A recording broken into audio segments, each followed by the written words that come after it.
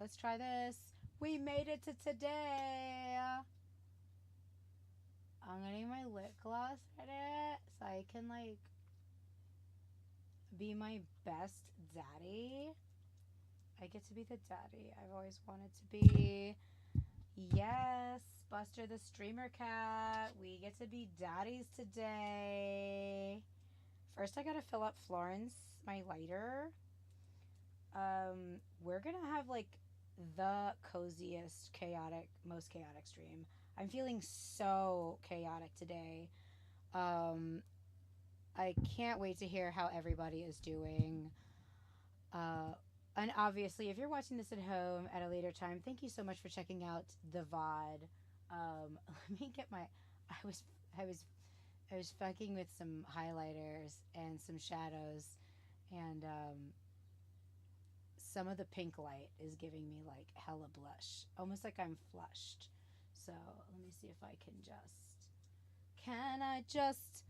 Yo, Pyro, how you living? Hey, Thunderhead, how are you today?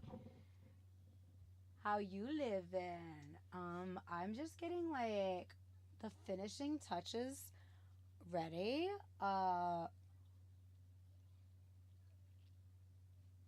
For myself, so that like I can be the best daddy I can be. You might not. I don't know if you should have access to it, but it's fine.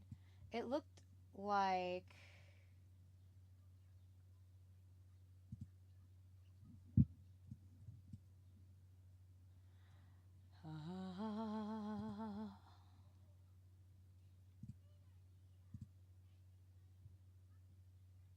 oh, so Cloudbot can only be.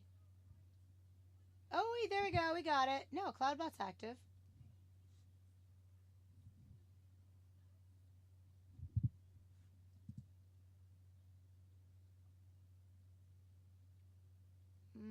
I did it. I was on it. So just don't forget to do multi-stream chat because we are live on YouTube and on Twitch.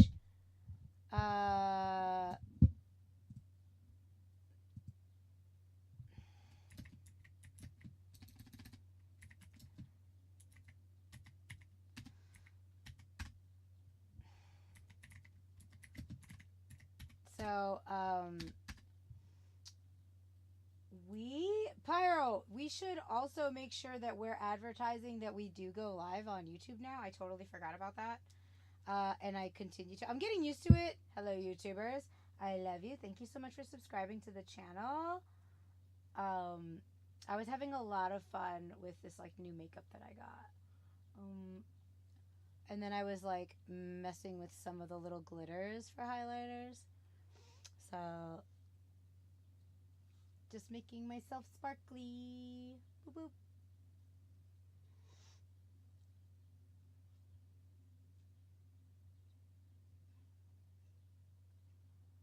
Let me just go ahead and do this.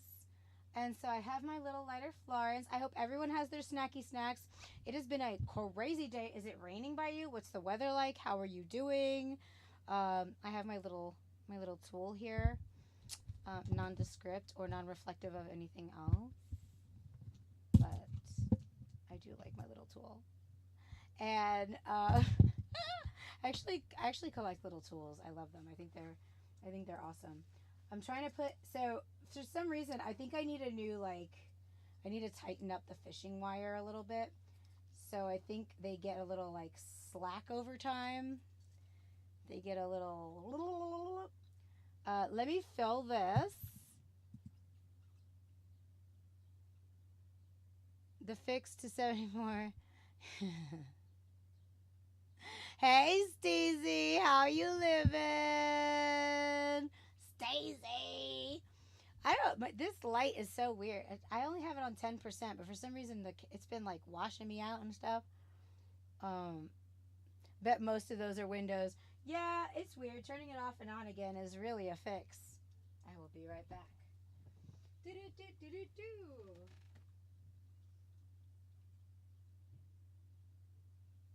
Gotta get that light.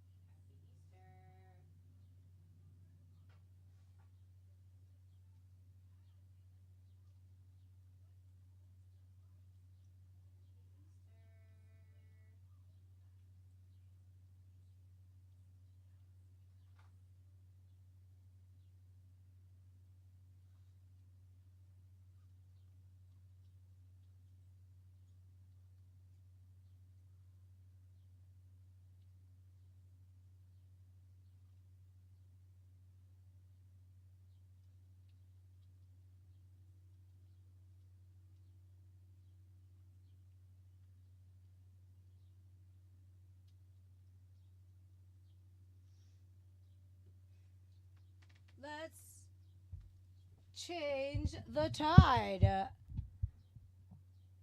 Hand pink waving. Brr? Arr? I like just filled it too much. Just. Am I gonna blow up? Am I gonna explode? I'm so paranoid when I film my little lighter. Does anyone else get paranoid about that or no? Am I the only one? Is it just me? I think I want to paint the tips of these gold. Like put, like, I was looking originally for some more bobby pins so I can help them, you know, maintain their nature. Were you trying to use an emoji and it wasn't working? Or an emote? Or you just typed that out?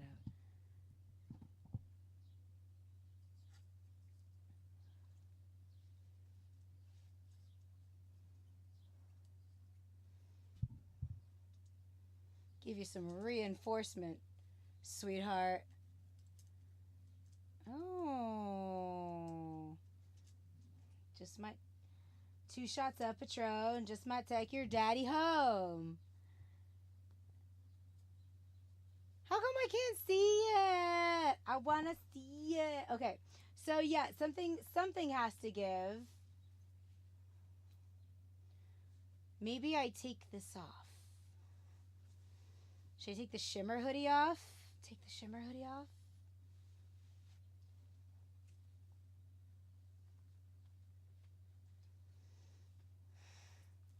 Is it going to mess up my whole... I might not be able to take it off. I might be stuck in this hoodie. It's now a scarf. The hoodie is a scarf now. That's it. I'm stuck in it. That's all. I'm stuck here now.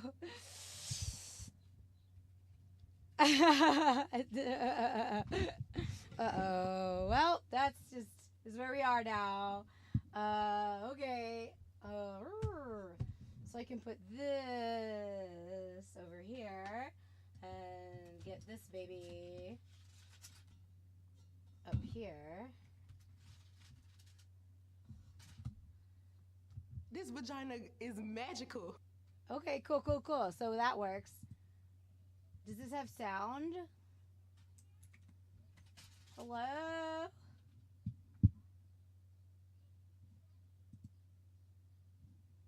Where's my little volume thingy, my boober? What?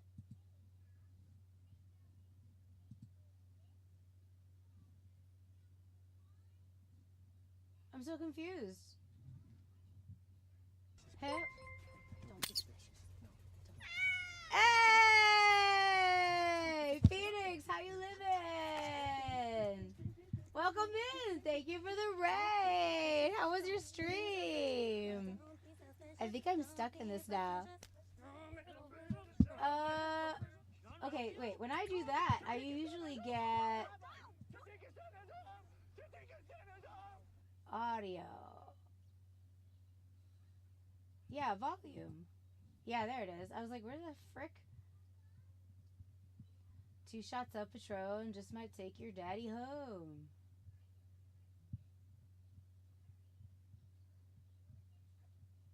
But the game isn't listed.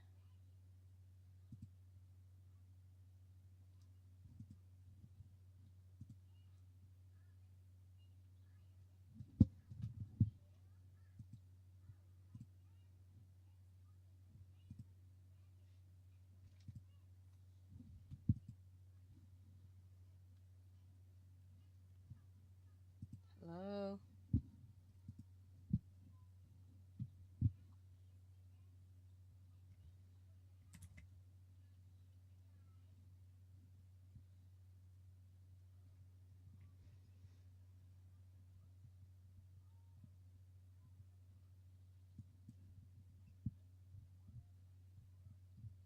So I have like an audio mixer.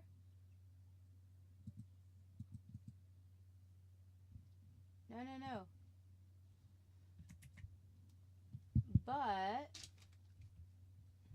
hey, Loki, over here. Over here. Let him have his ball. Let him have his bowl. I have not gotten to eat any of my ramen at all.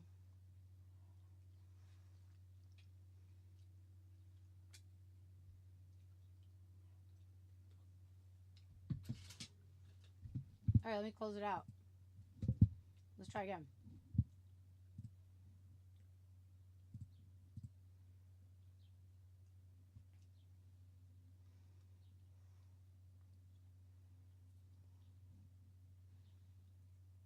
I want the daddiest graphics quality, please. The zaddiest.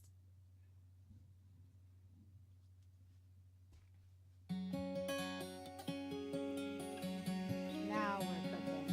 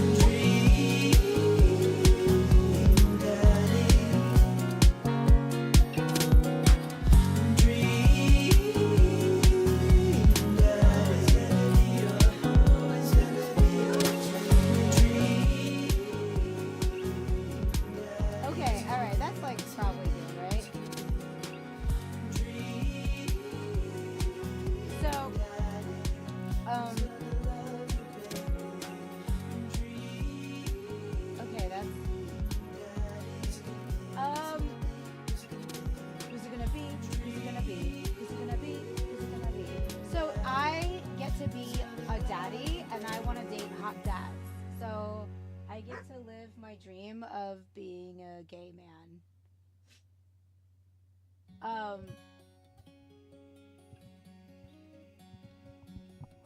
If you guys are done, I gotta lift balls.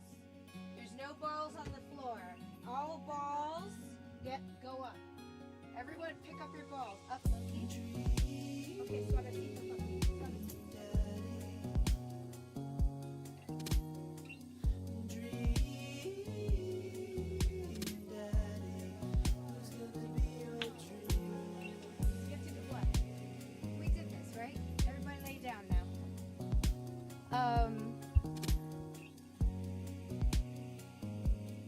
I did lower it. Did it go back to being loud? Also, I can't make it bigger.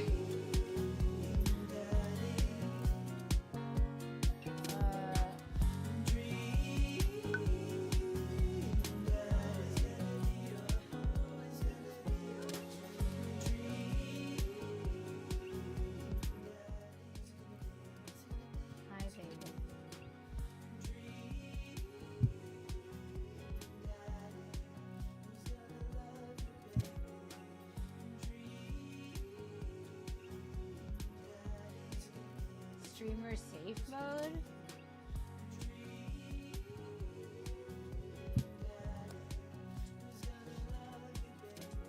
Who's gonna love you, baby?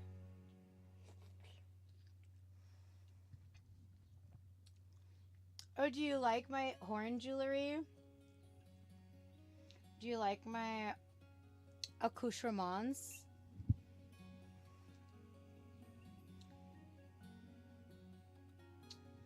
Well, thank you. There's mini games. Let's do a new game. And let's jump right in.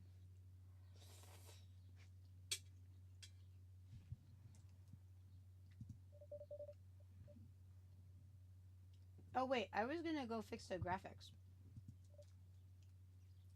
Dad?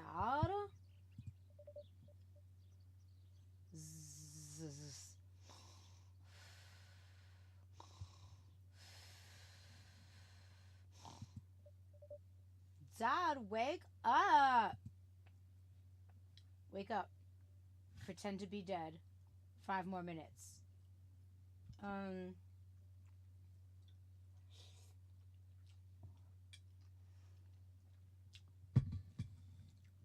I'd probably pretend to be dead. I let my tongue roll out of my mouth and stop breathing. Amanda shakes me. Come on, Dad. This hasn't worked on me since I was 6. I'm sorry, Amanda. This is the end for me.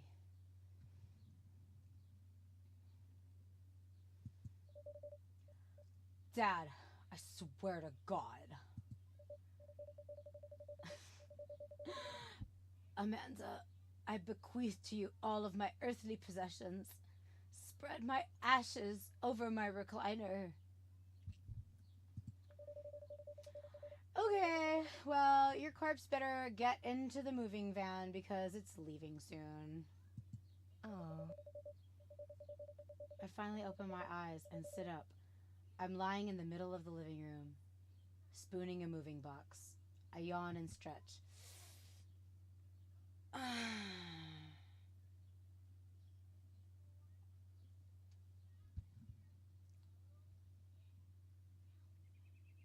Amanda,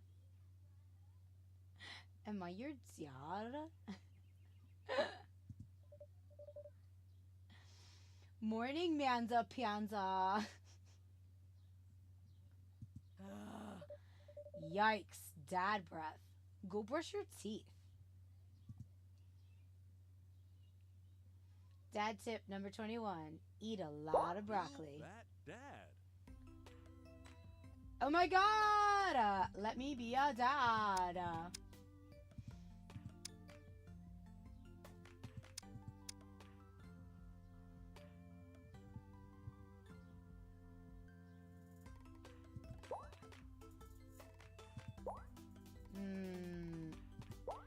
No, I shave.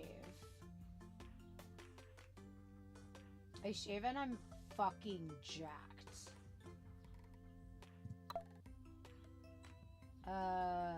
And we already know I have a strong fucking jawline.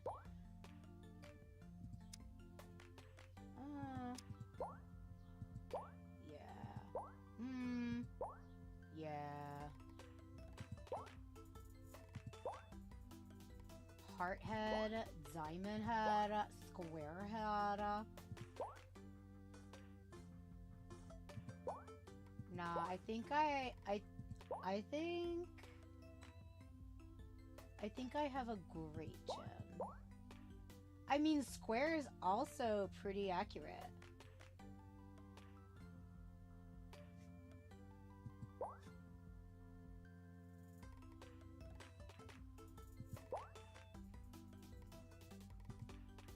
I mean, like, let's see. Oh, yeah. Okay. Let's go. Bubba, you guys are just so cute. Good job, babies. Suavecito. Okay, well, first of all, let's get this like hair color sorted out first.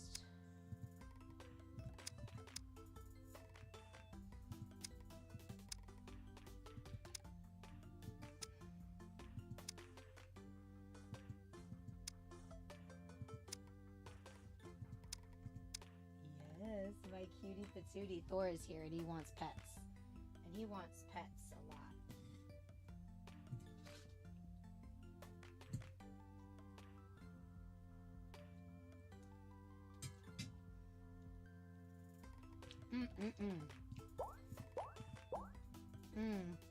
We have to do the brows. I can't do this without the brows.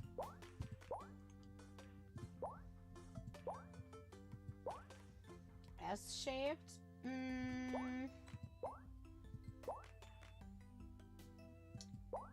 High arch? I do a high arch. Round brows? Sometimes. Soft brows. There's nothing soft about me except my heart.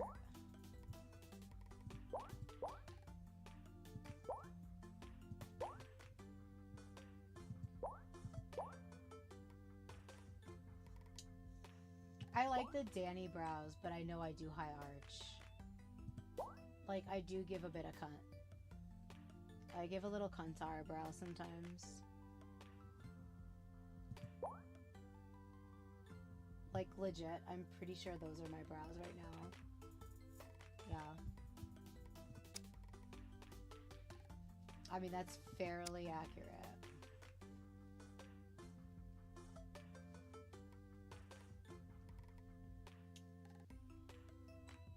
You know what I mean? You know what I mean?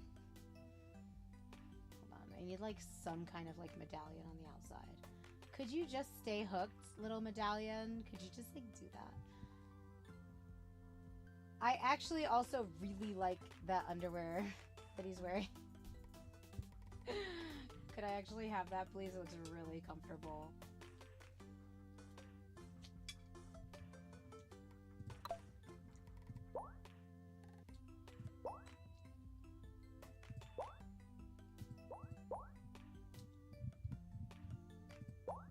I don't want... Nah. Yeah! Ooh, I guess maybe. No, I think that's it. I think that's it. I think I would do that. Yeah. Give me some eyes.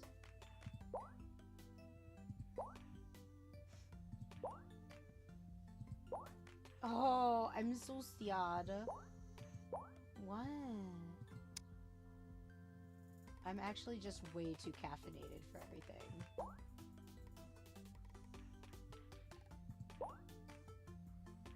I could be salty as fuck.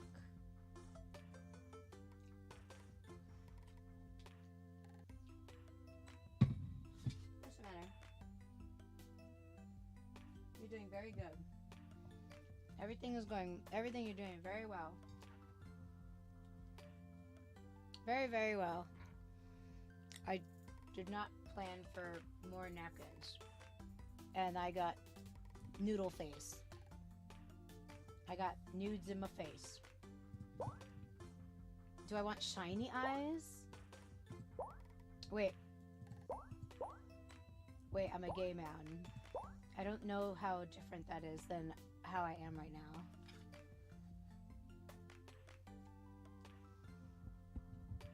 I have to take a picture of this.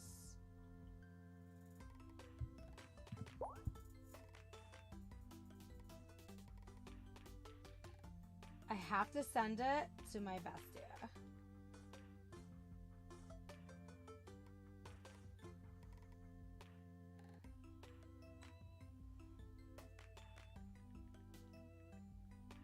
Yes.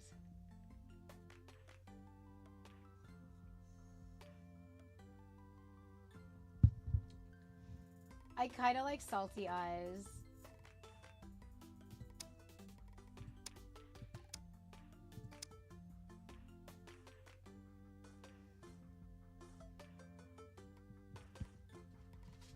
Well, because like all our chemistry would also be like a bit different.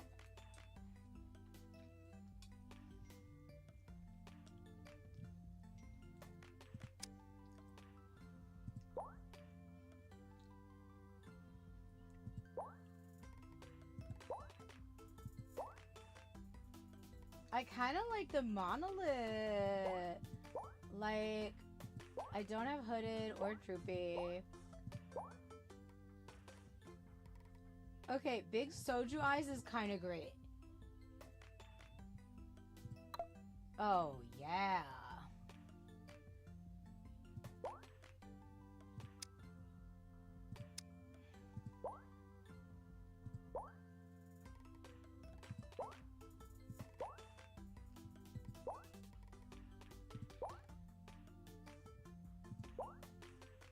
But it's like too much.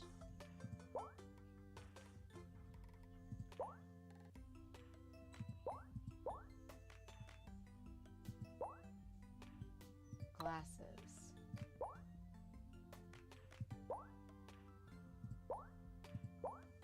I do love those.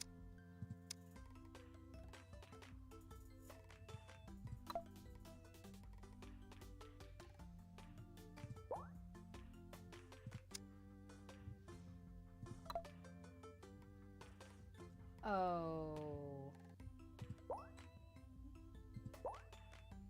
Egg titties?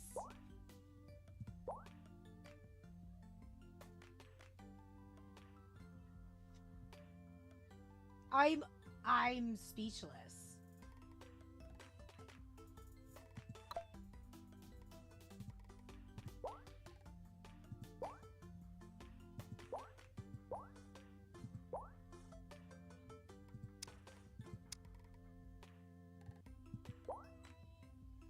Oh my god.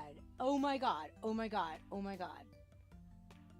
Oh my god. Oh my god. Oh my god.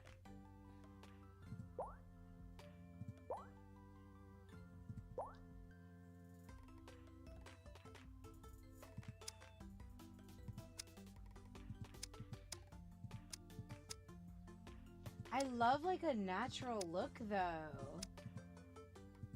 Almost like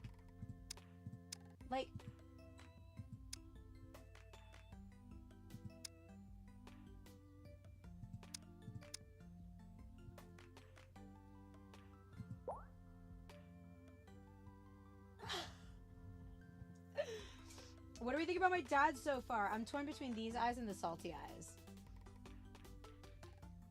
Dad got that shit on respectfully.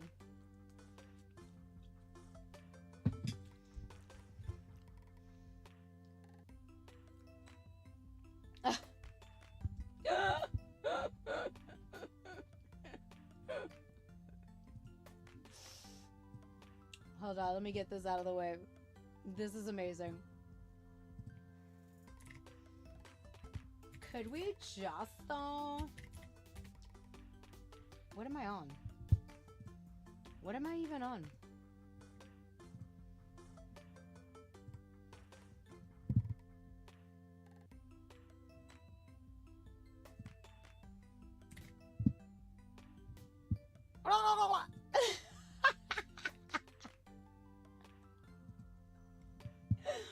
I like those lips because they're kind of like mine. Like, okay, good. I have my little, I wanted to get my little, what you call it? Like my manager, my stream manager thingy up. So I have it in the background in case I need it to play. Oh my god, give me a moment.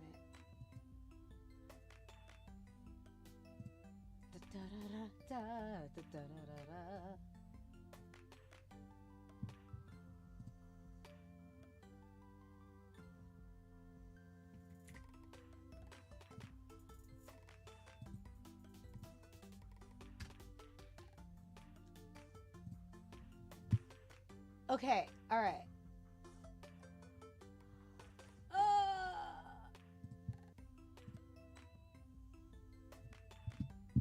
Okay. How do I get... Okay. All right, so it's that or like go super dark. And also, can I change it? Like, do I have like a wardrobe? So like... Here, let's like take the wheel for now and then just make it not visible so we can see the whole thing. And then we'll move my little doodad over here so you could click that. And then, all right, so I like this mouth. I think that's like a lot. I do like that like little smile, like what I'm about to do. What I'm about to do. What I'm about to do though. I love the soju eyes, but I also am like really into like salty as fuck. Like what though? Like please try me. And then like do I get access to the outfits? Because if I do clothing, like I'm torn between like I like this, really digging egg titties. So you're making the male version of yourself, then slay. Yes! Yes!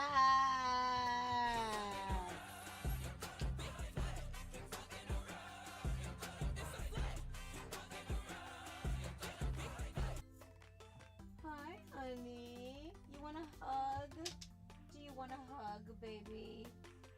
You want a hug? You're just so good. The babies got groomed today, so they're extra fluffy and sensitive. Do you have to go pee-pee outside? No. Pee-pee outside, or you just want pee-pee outside? Oh, you do. She's got a pee-pee. You want to pee-pee outside, buddy? You have to. Well, then let's go. Come on. I know know you can't hold it. We don't really have many valves. I don't recall. Okay, all right, let's go pee-pee. I'm leaving it on egg titties. I'll be right back. Come on, pee-pee. Come on, let's go pee-pee. Come on. We're just gonna go pee-pee. We'll be right back. Pee-pee. Come on, pee-pee. Real quick. Go.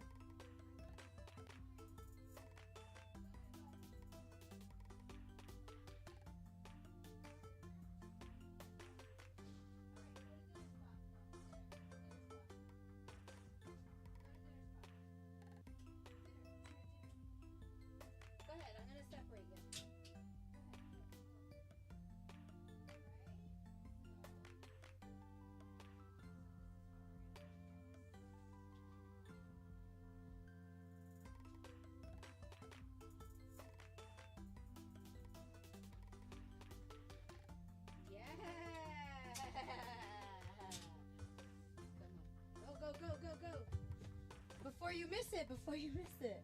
There you go. All right. Great. Perfect. I'm so ready for my egg titties. Okay. Horns up, everybody. Horns up.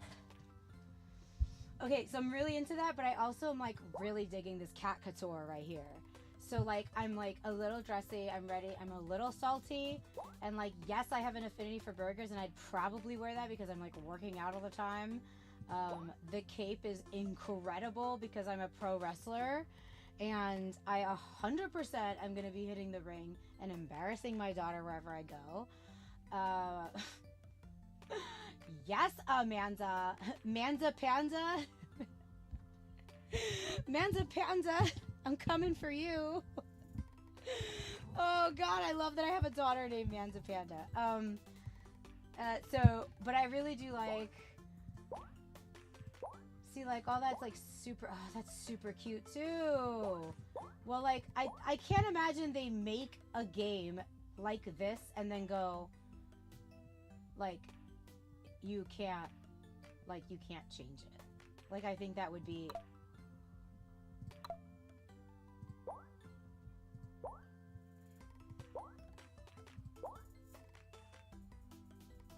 Shiny eyes look so devious. And wide eyes looks very drugged. Although I am a little mischievous, so upturned eyes is you know. I kind of want to go salty. Name that dad. Okay, am I just going with it? Am I just going with like...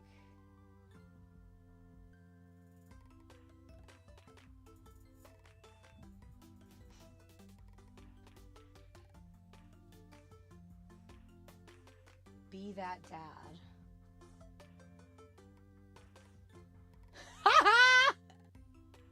Hey, X!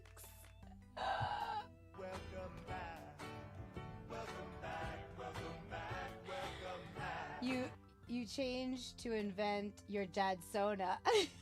Frankfurter.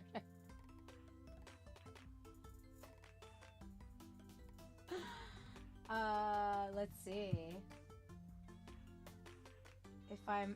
Who would I be?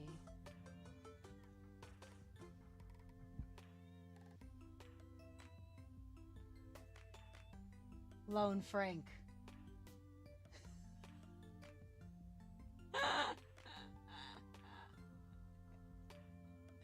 Solo bear. One bearable. Oh, so what are some like, okay, so what are some like common bear names? Let's see.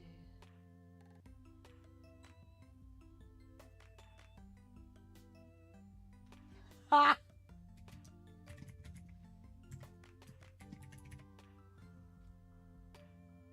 Ah, grizzly!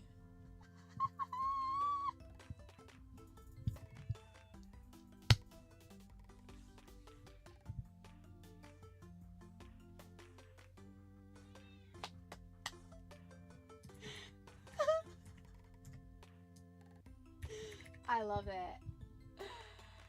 Hang on, Zaddy. Grizz Jones. Give it up. I'm Grizz Jones.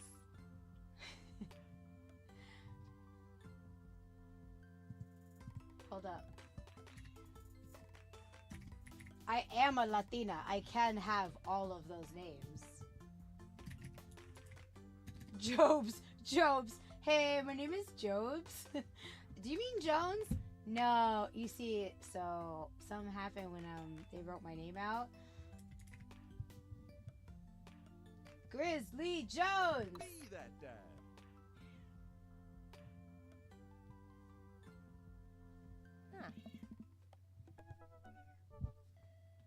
Did you fall asleep? Did you fall asleep packing?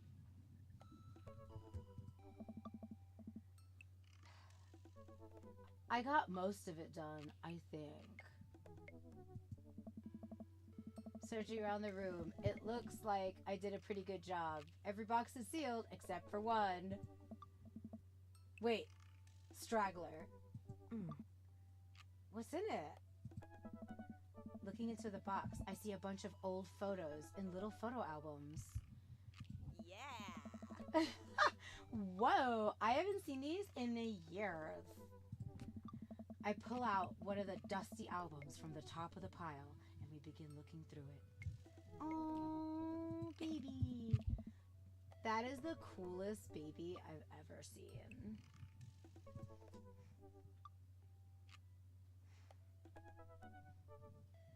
The only way your father and I could get you to stop crying was to put the sunglasses on you. But whenever we tried to take them off, you'd start crying again. You spent the first 2 years of your life with sunglasses on. Oh, bright lights. Oh. Nice. She's so cool. Amanda's so cool with her yellow nail polish. Halloween when you were maybe 4. I was a dragon too.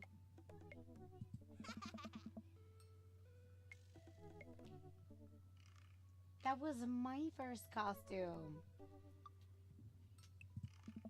You couldn't decide between being a princess or a dragon, so you went with both. A princess dragon. Aww. Why do I remember crying in that dragon costume?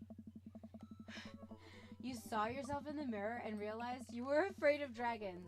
Seeing yourself inside the dragon's mouth was a realization of your greatest fear, I think. Yeah, Starburst, I know. It's crazy. Mm-hmm.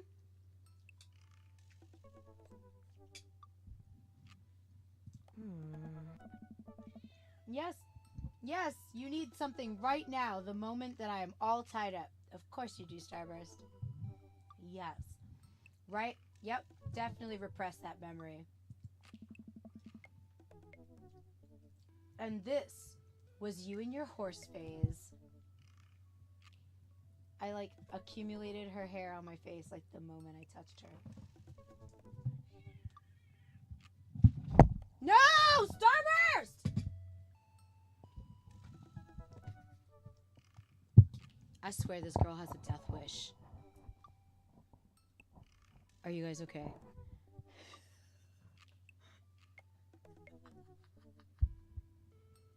Yo, she stayed trying to eat the wires there. Oh my god, how did I get her hair like here? Oh my god. Oh my god. Ugh. She just jumped back there and then pulled the microphone wire because she was trying to get behind the PC. I honestly think she wants to know what electrocution feels like. And I don't fault her for that because all we tell people is it's dangerous. Dad? I believe you named that plush horse Sir Horsington the Brave. I don't think that was his... Amanda lunges for the photo, but I quickly snatch it away and hold it above her head with my superior dad arms. Nice try, but this is important blackmail for later down the road. Go ahead and try me. I've seen pictures of you in your ska band. Ouch, kid.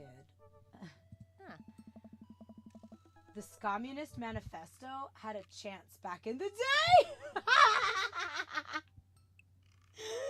Yo! I look off into the distance and reminisce about that rad horn section.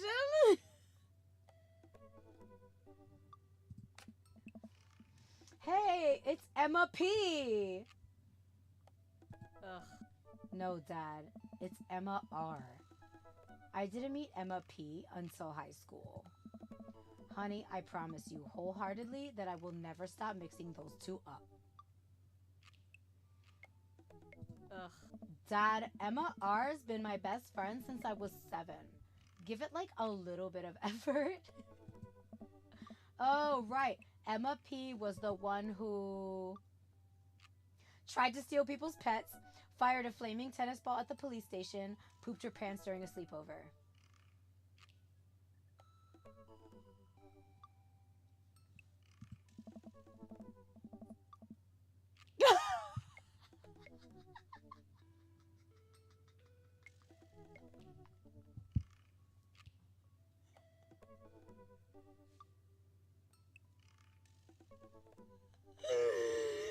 I can't believe we get to decide how crazy the friends are. Lighter fluid, tennis ball, tennis racket. Right? Watch her be like, no.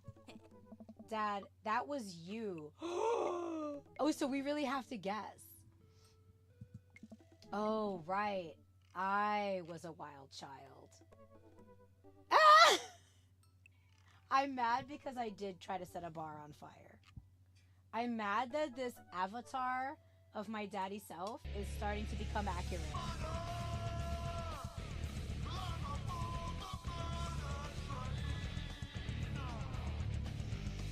Ketsa, thank you so much for the resub.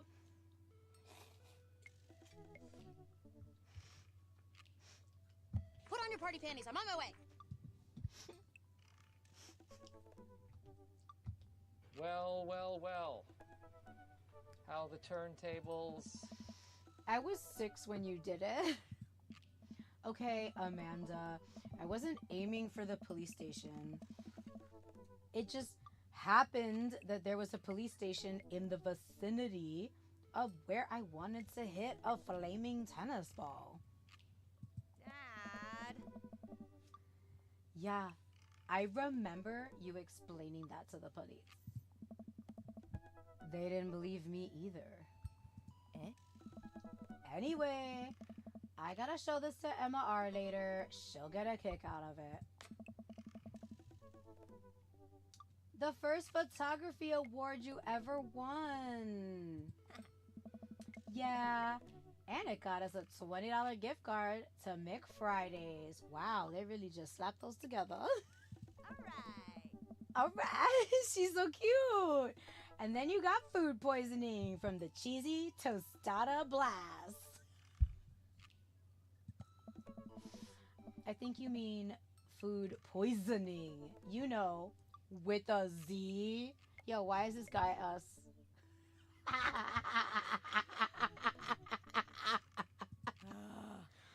Zada.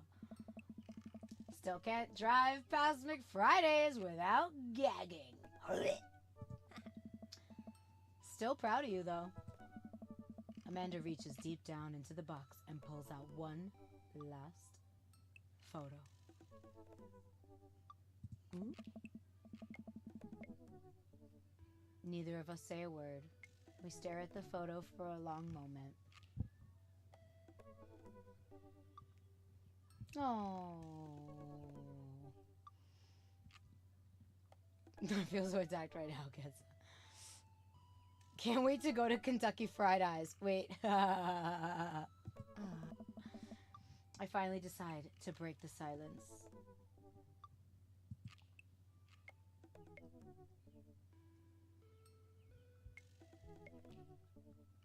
Oh.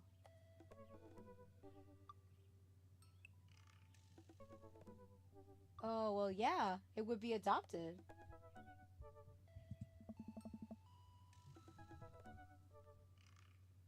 It's kind of a funny story. The day we brought you home, we got into a car accident. It wasn't anything big, just a little fender bender in the parking lot. But of course, I was freaking out. And the little old lady who crashed into us was freaking out too. And I didn't know what to do. But your father, oh man. He holds my hand and looks me directly in the eyes. The calmest I've ever seen him. And he says, "It's okay. It's all gonna be okay."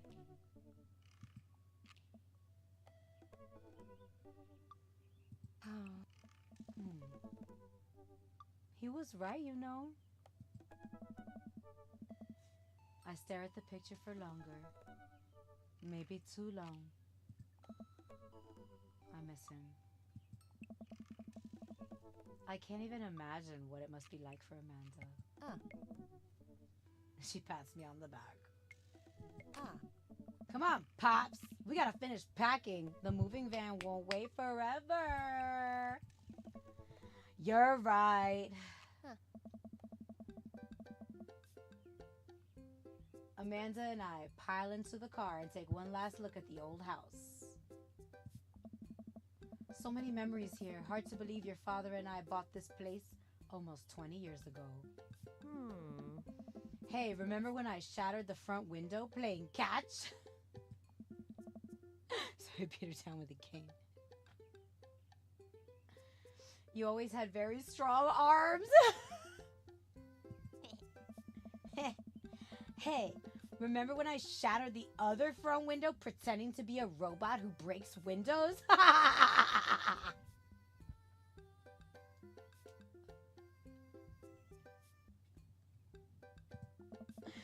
You were a very imaginative child. Hey, remember when I broke the back window? We get it, Amanda. You break stuff. And there'll be plenty more stuff for me to break in the new place. Memories to make and stuff to break. You ready? We sit in silence for a moment. I watched my daughter grow up in this house. It will forever hold a place in my heart. But it stings a little bit to leave it behind. I'm ready. The moving van begins to pull away, and I get the car into position to follow it. I watch our house, our old house, disappear in the rearview mirror.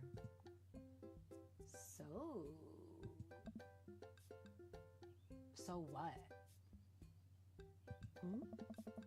So sell me on our cool new pad. I clear my throat and do my best cheesy announcer voice. Oh boy.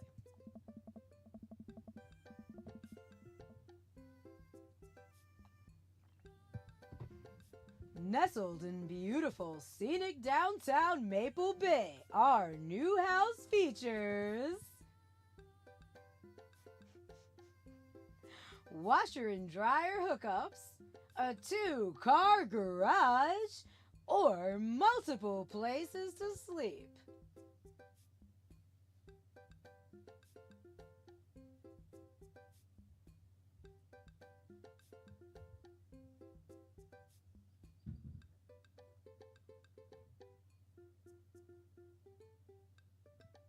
I could probably do that one, or the sleep.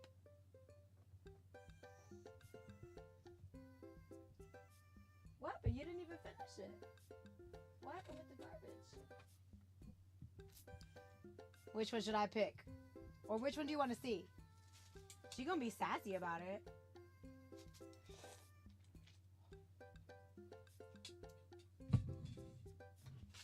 I found my napkin. So I can clean my noodle face. What up, Meezen? How you living?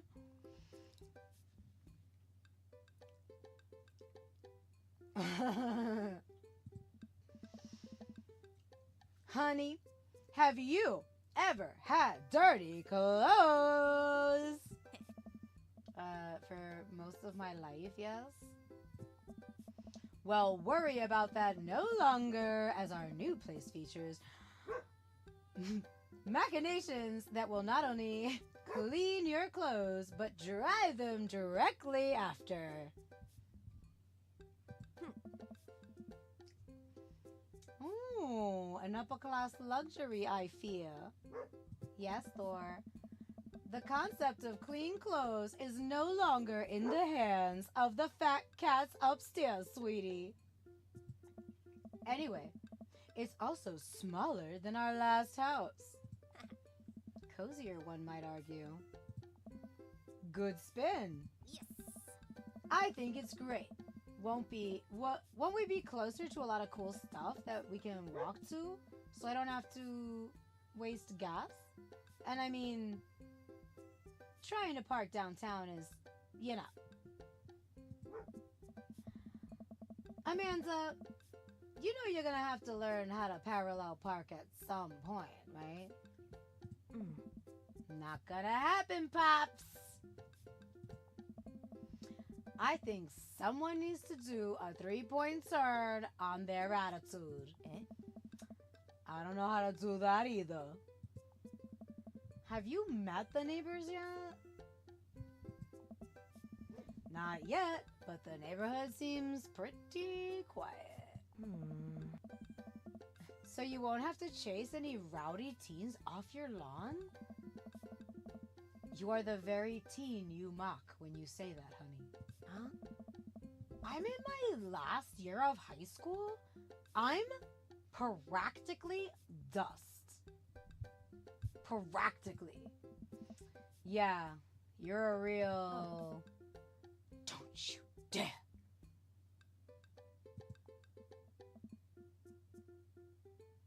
Senior.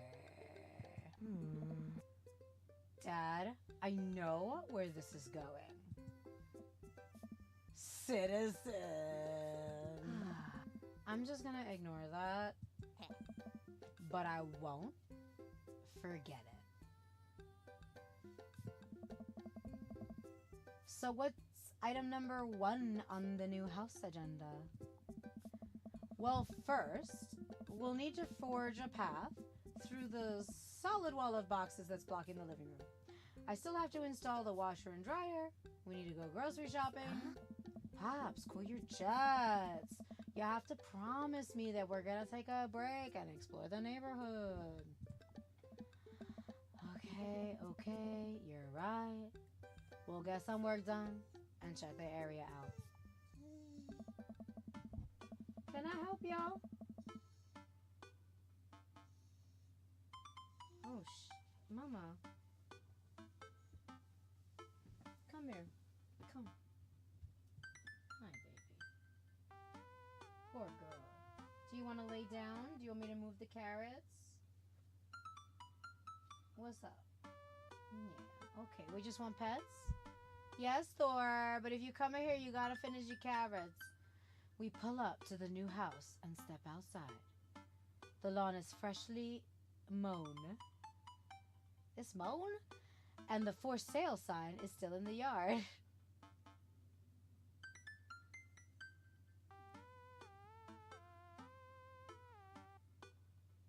Who's the girl?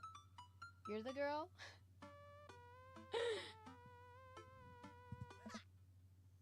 Hiya! And with a swift kick from Amanda, the for sale sign is no more. Nice form, Sweet Pea. I got a problem with authority. I'm so proud. Man, all that karate chopping tuckered me out. I could really go for a sandwich. An ice cream sandwich. Sweetie, it's 10 a.m.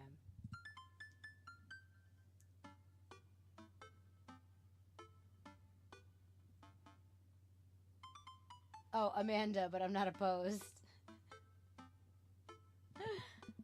I gotta get my hands on a nice hot cup of the old bean juice or I'm gonna be useless all day. I think we passed the coffee shop on the way here. Maybe we could check that out. Let's do it. Here. You took out all these carrots, and then what? Did you finish? You finished all that? Mira.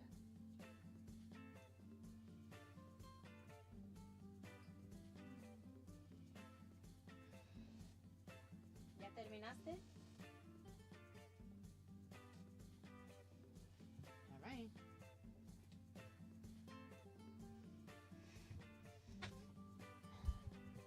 Ooh, we walked down the street to the Coffee Spoon, a cute little place on the corner.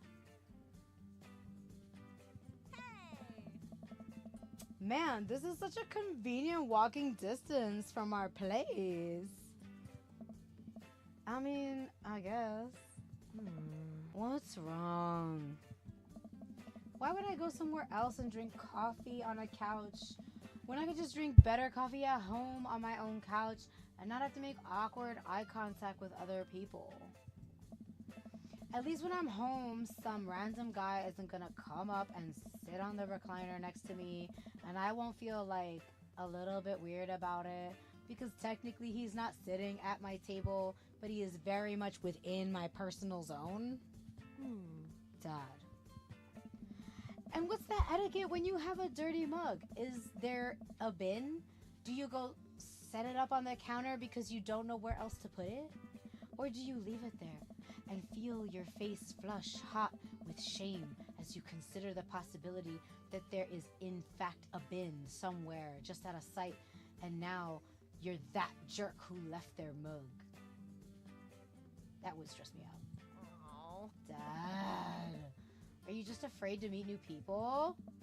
Yes, Amanda! Mama, I'm working.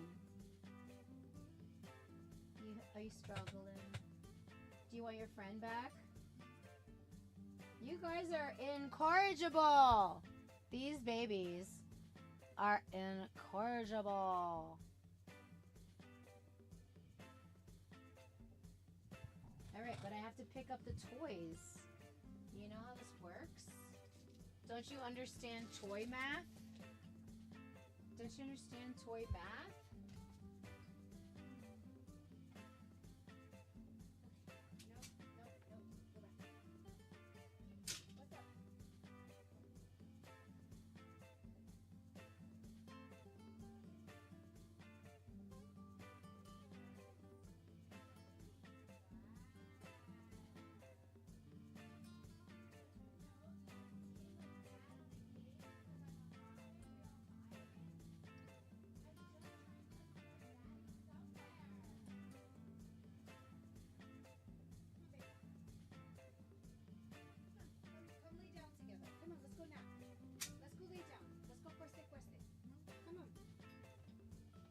Let's go cueste. Come on, lay down.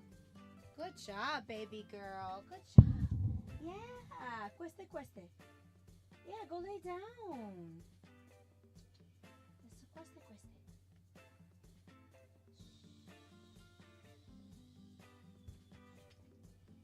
Cueste, cueste. Cueste, cueste.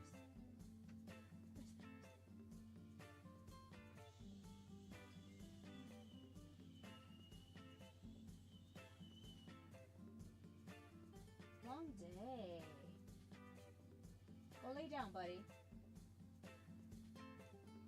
Go ahead, go lay down. You want to go to the bed?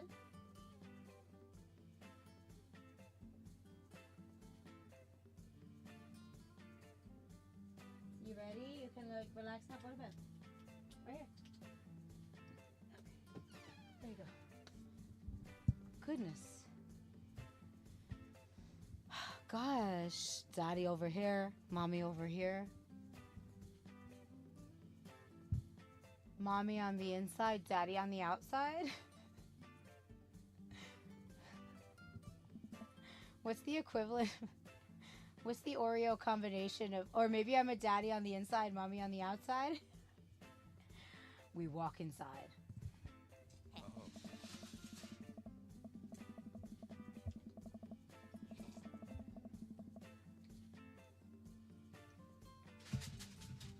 Oh my God. Hello, who are you? Hi. Can I touch your butt? I mean, nice shop.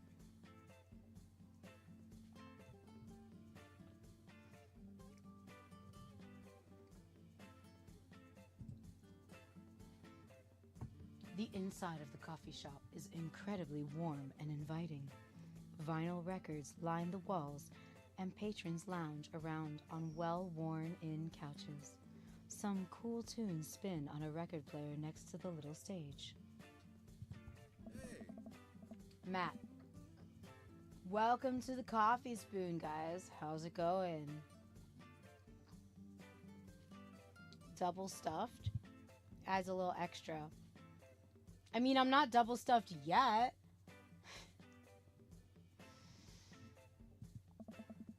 What's with the name?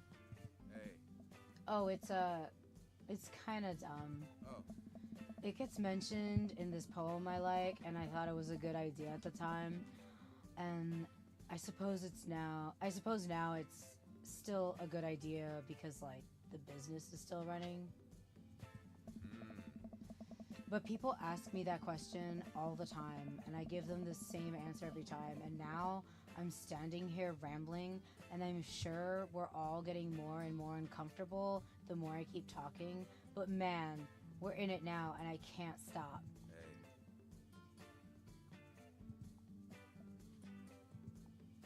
Hey. So what'll it be? I scan the chalkboard menu and I am immediately overwhelmed. I'll have a chai Antword, word, iced Tegan and Sarah.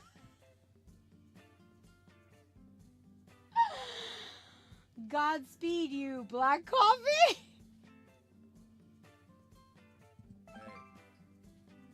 Yes! What's up, Matt? You could ramble to me. A classic, he says. A Matt classic?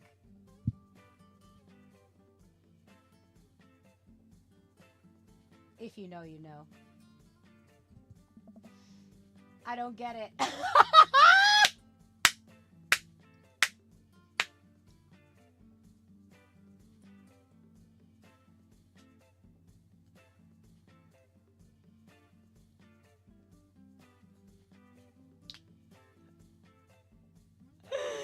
Yo, what up, Turbo? How you living? I'm releasing my inner ZADDY to find me a ZADDY. I've become the ZADDY I'm looking for. Oh, it's a pun. Godspeed You. Black Emperor is a really amazing and influential progressive rock band known for their sweeping soundscapes and I'm doing the thing again. Oh.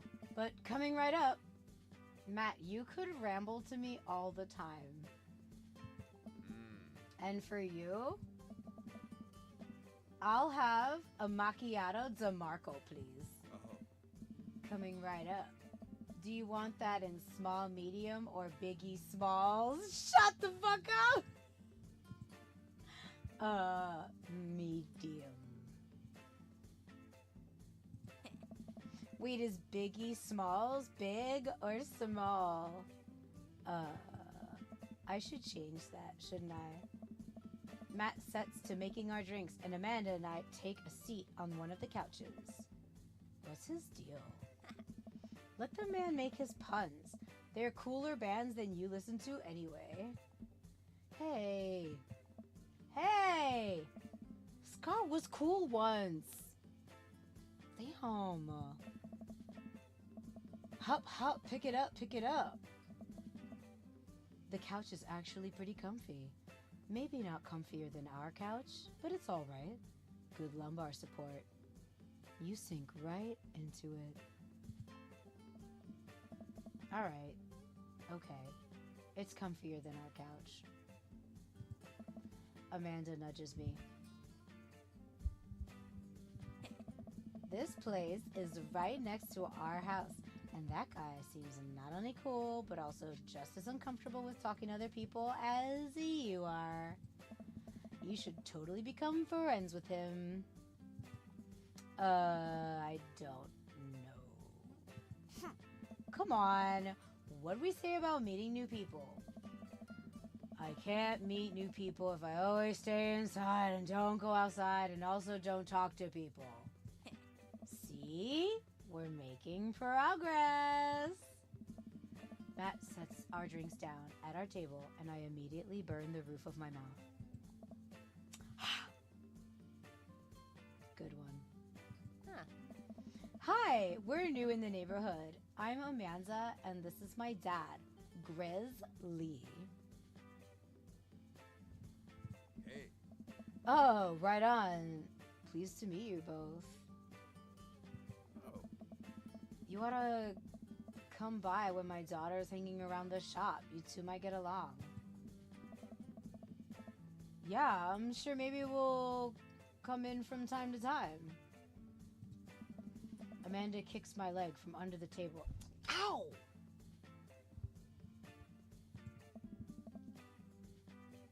I'm sure we'll be in here a lot.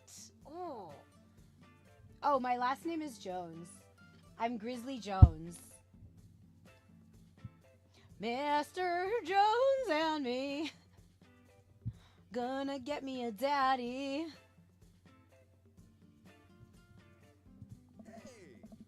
Hey. Hey, you know what? Let me get your guys' opinion on something. Matt goes to the back. Matt goes into the back and comes out with a fresh plate of something that smells amazing. Oh. I'm working on a new banana bread recipe, and I need help coming up with a name for it.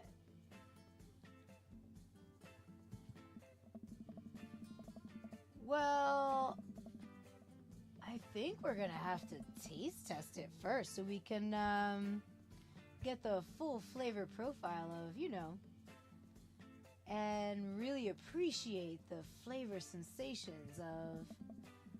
Amanda nods vigorously. She knows this game. Yeah, we need to give that Nana bread a taste if you want us doing the free creative labor.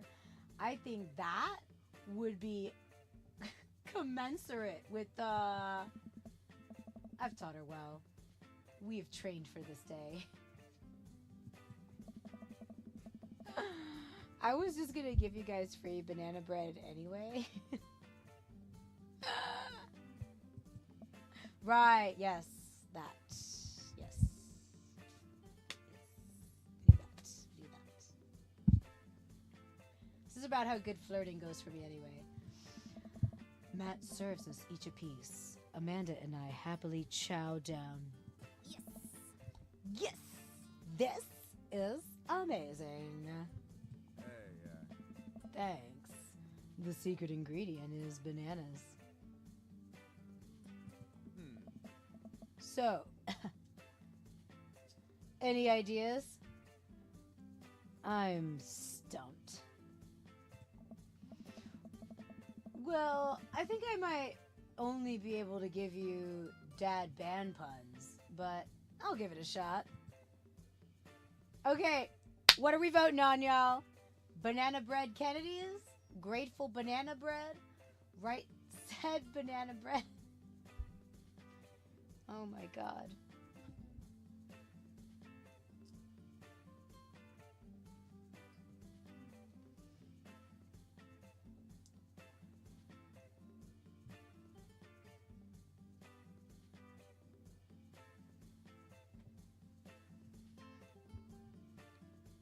Right said Fred. I third it. Oh, we got 3 for it. Ooh! Like right said Fred, but now it's about banana bread. I think the youngsters... Oh, fuck. I think the youngsters would like it despite not getting it. Grizzly! For outing me saying youngsters. I said it recently as a joke. It's come back to haunt me. What? That actually has a nice ring to it. Really?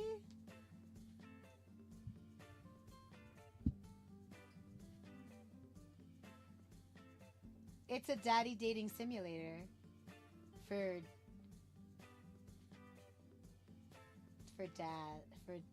daddies, not dads, for daddies. Nope, for dads. So like not dad for dads, not dads though. Like not dads, like not I want to date my dad, just like dads though, like for daddies. Like I'm a dad and I want to find a hot dad to date. Like so I'm a dad. That's me, a dad, a single dad. And I want to find hot dads to date.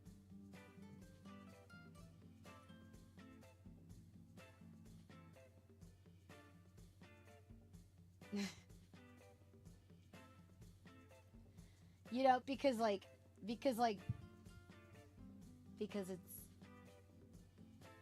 it's not really like daddy. It's like bears. It's like in Bears We Trust.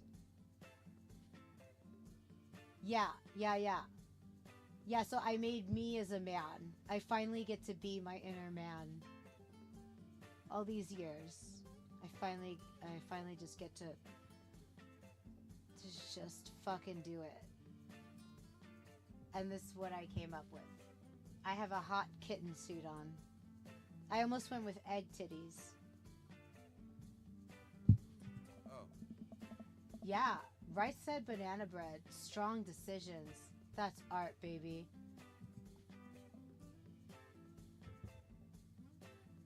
Hey, I wanted to say baby because I thought it would sound cool, but once I said it, I realized it just doesn't sound good coming out of my mouth. And maybe I should just leave saying baby to the professionals. Enjoy your coffee. Thanks, baby. Oh. See? Sounds good when you say it. Across the way, a man catches my eye. He sits by himself, brooding over a cup of coffee. Our eyes meet, just for a moment. What? Oh, hon.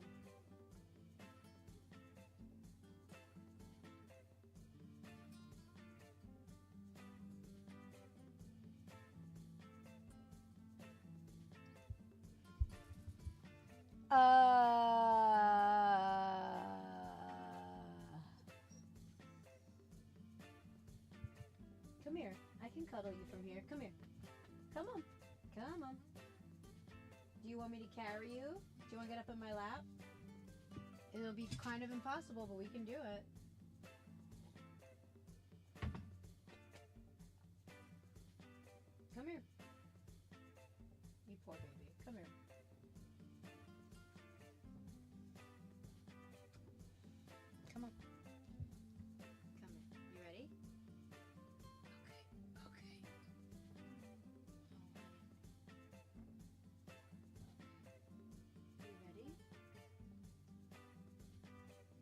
you up. Ready?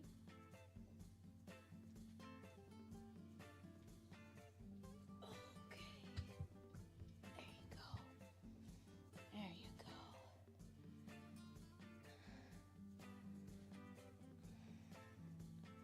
Honestly, eyes meeting for just a moment is so overrated. If you ain't gonna come say what's up, look elsewhere. I'm so with that. Like, just a moment? Come over and say something. Hey, Tar, welcome in. You could lean on me, girl. Let's play Daddy Sim together. Come here. I know, you got all them drugs in you.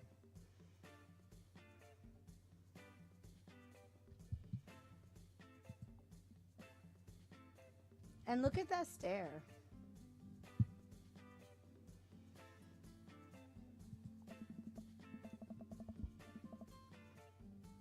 I hastily look away, hoping he didn't catch me staring. Who is that? We finish up our drinks and head out. Grime Ricks. Which way do you want to be? You want to be this way?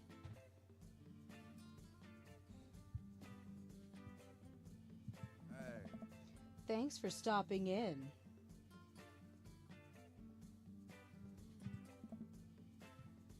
Take care. Yeah, I'm in on Matt right now. I'm so ready for a Matt. You're okay. You're okay. I got you. I got you. You can relax here. It's okay.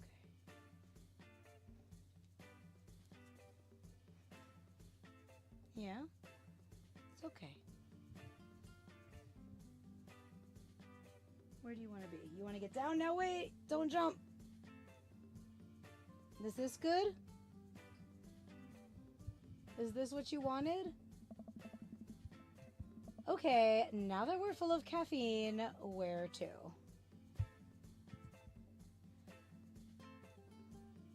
I should get back to unpacking.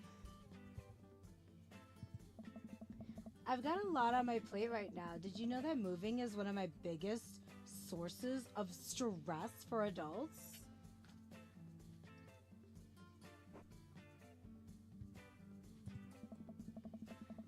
Is it right behind the constant fear that you smell bad and everyone's too polite to tell you? Yeah, she's so little. Probably. She's like putting all her weight on my one arm.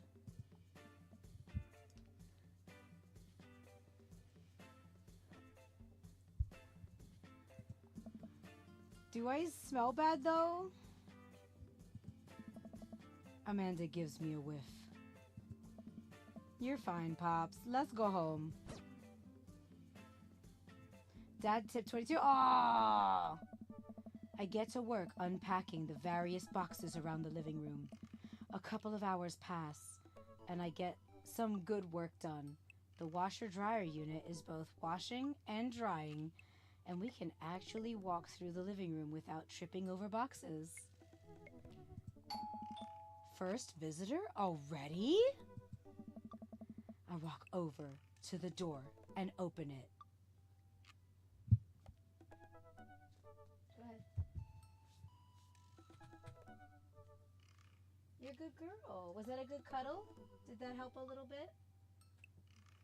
All right, hold on.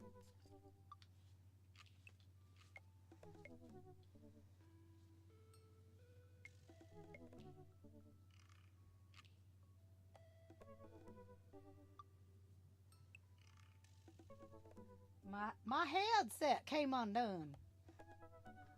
My headset.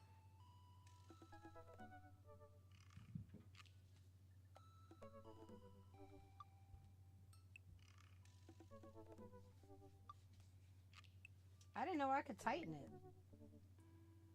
That's pretty awesome. Oh, that's so much better. Oh. Sweet. I do have a lot of like Loki fur on me. Give me. Oh boy. Oh boy. Oh. Oh. Oh, no. Help! Help me! Help me! I made a mistake. I wanted to cuddle her, and now I've made a mistake. Okay, cool. Loki fur, high key. High key Loki fur. Hello? Oh. Can I, like, check the... Oh, wait, what's this?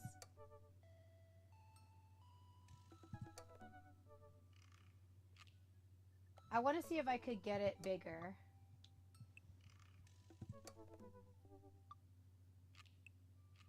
I did just save it.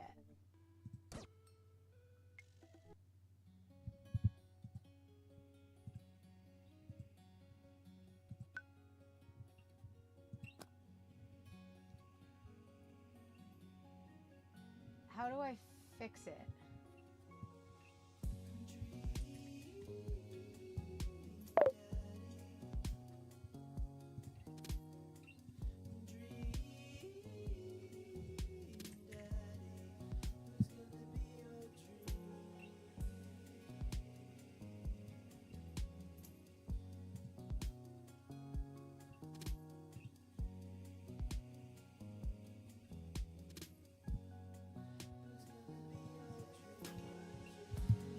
I don't know if I like that guy. Okay.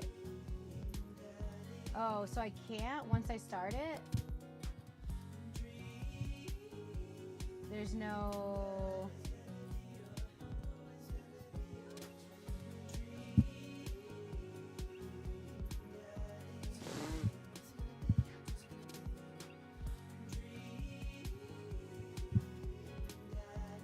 I guess I could just continue.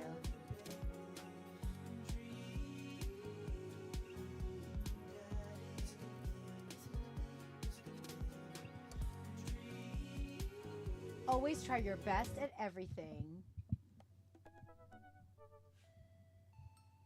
Whoa. Whoa. Oh, where are my manners? My name is Joseph. I'm your next door neighbor. Oh, Alt Enter.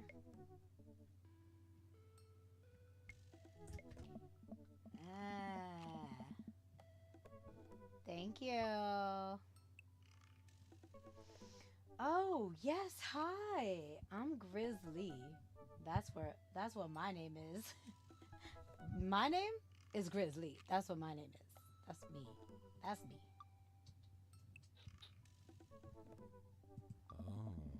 Oh. I saw the... Hold on. There's no accent. I saw the moving van and thought I'd bring over some cookies. My daughter, Christy, wanted me to let you know she baked them herself. Joseph leans in and whispers. But between you and me, she just sprinkled in the chocolate chips.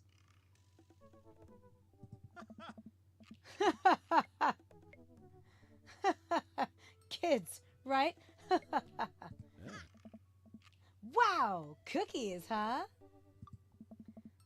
So nice to meet you. Joseph hands her the plate of cookies with a smile. Well, thanks for the cookies. Lawrence of Arabia. Amanda disappears with the cookies. Amanda, come back. She's gone. That's my daughter. Her name is Amanda. She's a charmer, clearly.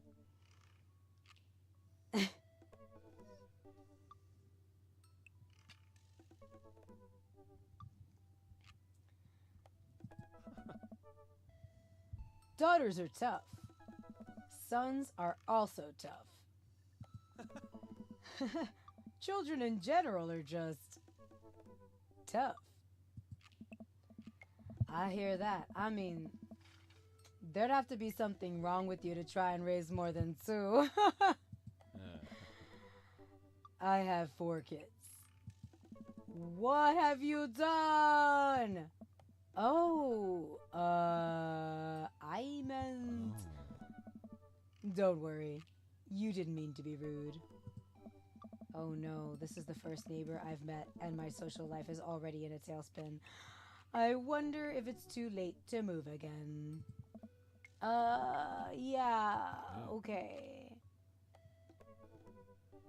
Is the missus around?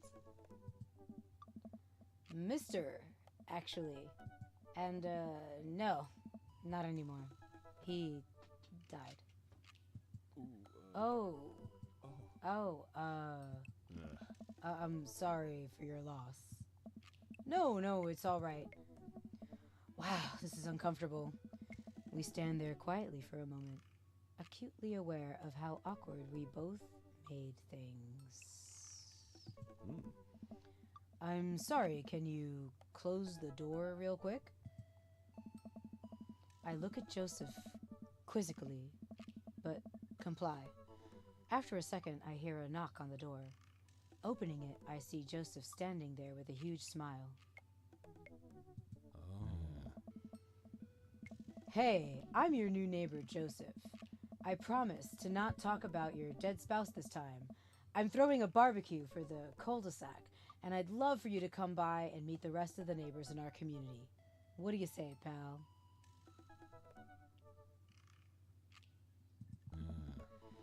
That sounds great. My daughter Amanda and I would love to stop by. Also, 4 kids is a perfectly normal amount of children to have. We shake hands to seal the deal. Well, neighbor, I'll see you at 3 p.m. sharp on Saturday. Who goes to a barbecue sharp? What kind of barbecue? Who's going sharp? I'm strolling. I'm strolling to barbecue. What do you mean? If I go early, that means I'm setting up. Doesn't everybody know that? You never show up on time for a barbecue. I mean, on time is like casually late. Like a little bit after it starts.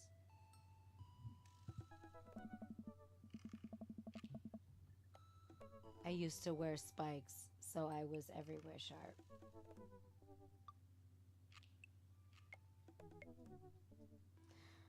Joseph starts walking away, but stops to think for a second and turns around. Hey, in all seriousness, raising a kid on your own can't be easy. If you ever need to talk about stuff, I'm the youth minister at a church down the street. Oh, I don't know. I wouldn't really consider myself, youth. Nice. You look pretty young to me, but suit yourself. And with that, Joseph's gone. I always ask, when are you eating when going to a barbecue? Because that is a smart thing to do. He seemed nice. Amanda walks back into the living room, crumbs on her face, and cookie in hand. That was the smoothest recover I've ever seen. I should be taking notes. See? You're already fitting in great. Where'd those cookies go? They're gone. I'm sorry.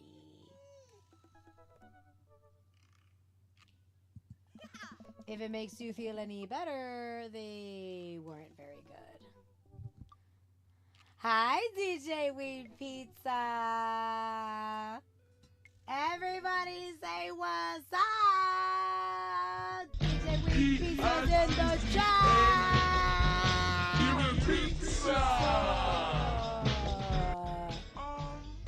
Did I happen to say I want pizza! So, DJ Dub, how was your day? How you doing out there? Did you survive the rain ski? Also, you about to see me as a daddy whenever I pop up? That's me. I'm a daddy.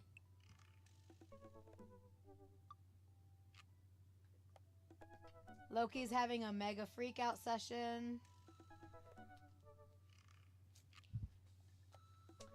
Where's my phone? I do have to like...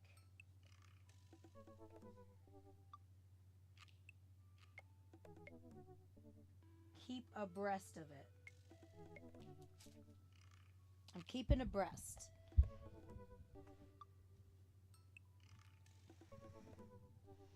I'm Grizzly Jones. I was really torn between like cool like athleisure wear with over easy egg titties on my shirt. I picked salty eyes, like it's giving salty, versus the soju Japanese, you know, like the anime eyes. I was very torn because they were like big. Because they had a cat suit. You know, fancy cat suit.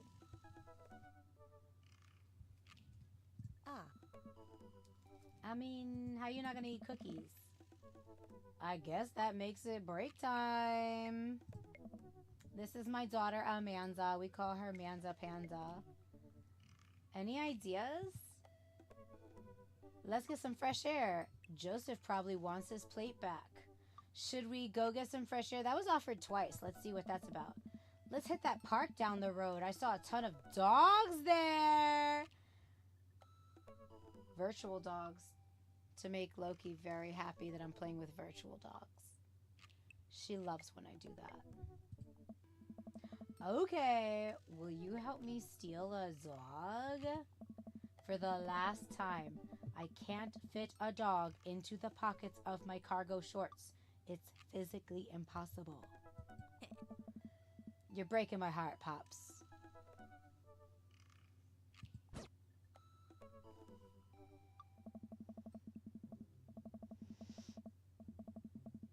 Amanda and I begin a stroll through the neighborhood. I can't believe how beautiful it is outside. Kids are playing in the street. The flowers are in bloom, and the faint smell of a nearby barbecue drifts through the air. This place is nice. Too nice. I don't trust it. Good eye, honey. You can never be too careful. See that baby in the stroller over there? Government operative. We're on to you, baby. We walk for a while and eventually end up at a small park. Toddlers chase each other through the playground, and dogs of all shapes and sizes romp through the grass. It's pretty crowded, but Amanda spots a nice empty bench. We start to make our way over to it when... Heads up! Ow! A frisbee suddenly hits me in the face. Oof. A corgi with a neat plaid handkerchief tied around its neck bounds up to me, wagging its tail. Hello, did you throw this thing at my head? I like your necktie.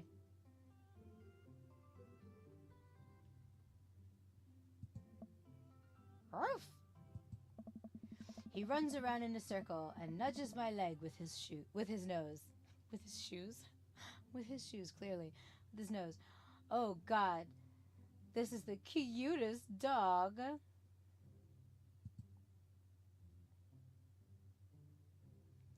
Can I help you? Impart upon me your wisdom, tiny dog. Pet that dog.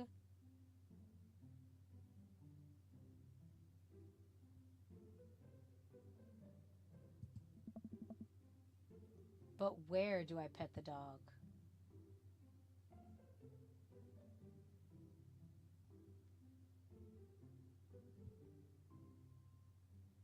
Pet that dog? No. Can I pet that dog? No, he's Can I sleeping. pet that dog? The butt parts. We need some chin scratches in here. He seems to love a good head rub. All smiles here. You definitely could have caught that.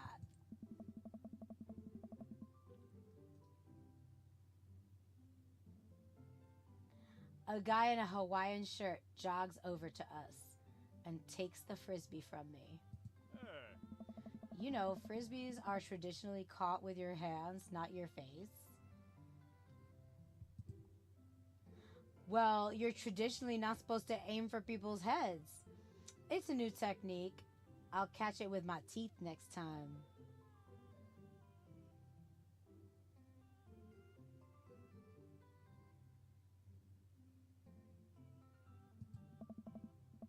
It's like disc golf, but the goal is my face. Looks like you're winning. Damn! I got the eggplant emoji and hearts on that one. Yeah, whatever. I know my way around a ginger. Sup? Ha, I'm just messing with you. I'm Brian, by the way. Yeah, bet you are. I'm Grizzly, and this is my daughter, Amanda. I look over at Amanda, only to find her sitting on the ground, rubbing the dog's tummy. Huh. Your dog's cool. Old Maxwell sure loves the attention. It's great to see another father and daughter out here on such a sunny day. Where's yours? Brian gestures over to a grassy knoll where a young girl sits on a checkered blanket. She's reading a book bigger than her head. She puts it down and heads over to us. This is Daisy. She's reading the Brothers Karamazov.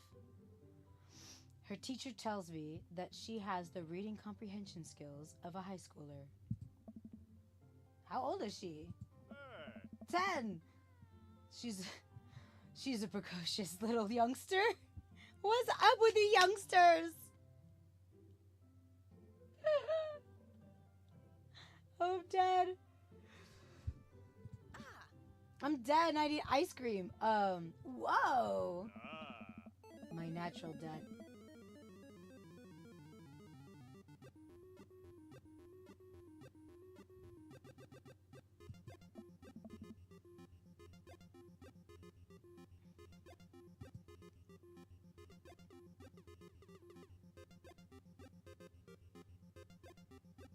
What is this?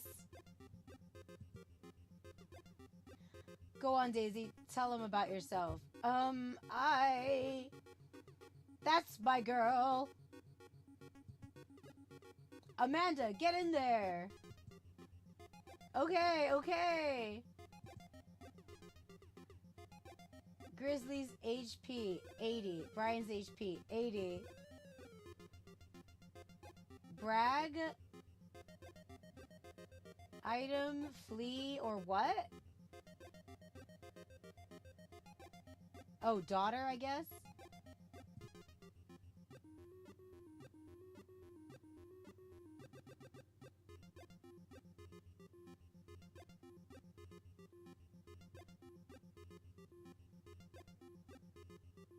This is hilarious.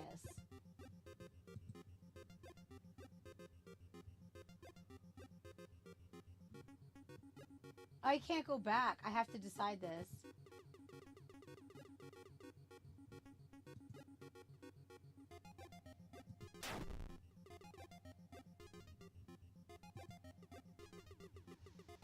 You really carry that around everywhere? I pulled out an old grade card.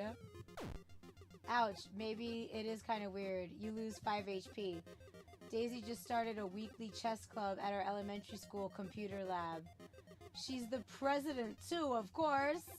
Amanda, dang, my high school doesn't have a chess club or computer lab. You lose 10 HP. Grizzly's HP, 65. Brian's HP, 55.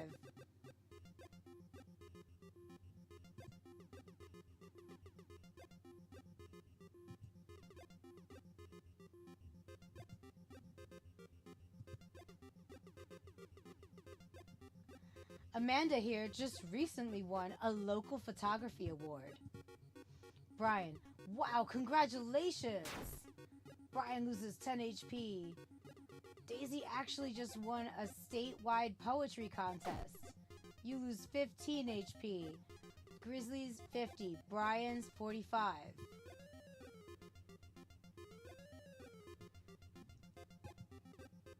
Last week, unprompted, Amanda helped an old woman with her grocery bags. It's extra powerful! Brian loses 20 HP! Daisy sold enough candy bars this year to get the top prize! A canoe! Daisy, we're taking it out next weekend! How is that even possible? Amanda could barely get one of those sticky hand things. It's extra powerful. You lose 20 HP. Grizzly has 30 while Brian has 25.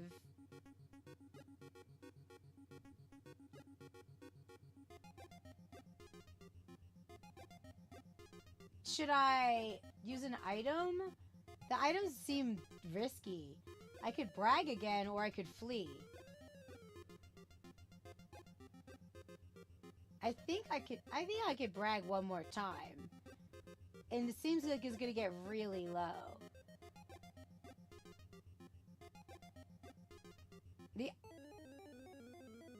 No, it's not a health item. There's no, like, health items. This isn't about health. It's like I pull out a photo. Amanda's in all honors classes this semester. Brian loses 10 HP.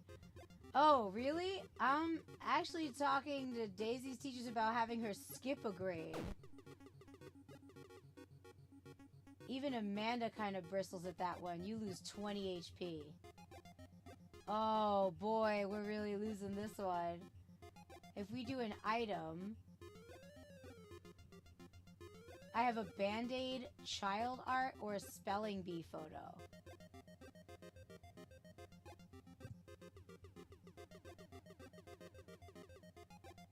This is like fumbling through your phone's browser.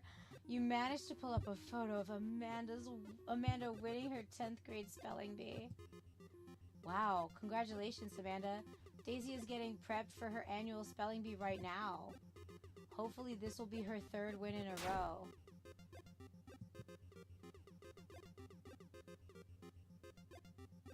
Did I mention Daisy said her first word at 10 months? Daddy. Amanda's was potty. Still cute, but maybe this isn't the time to bring it up. Dang, he's really got us beat. Boy, it's been such a treat getting to meet you two. Oh. So I take it you guys are new to the neighborhood. We just moved in. Do you live around here?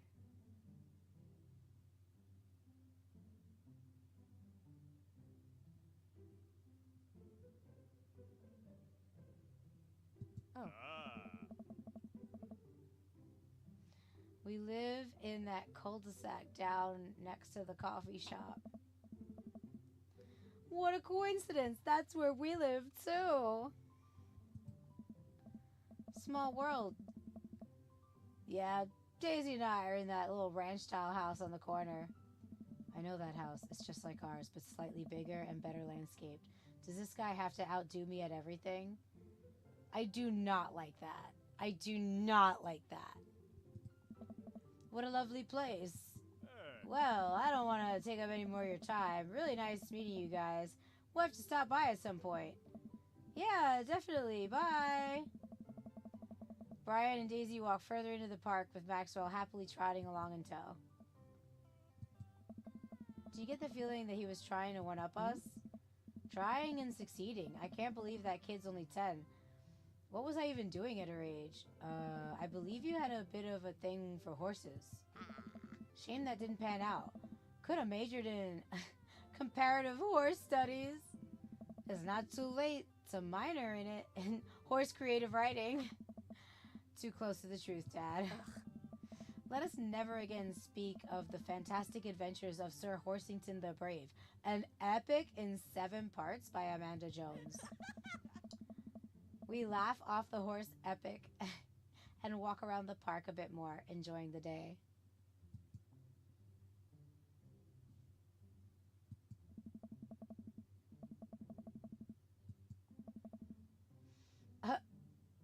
I don't think I got enough sleep last night. You slept 14 hours.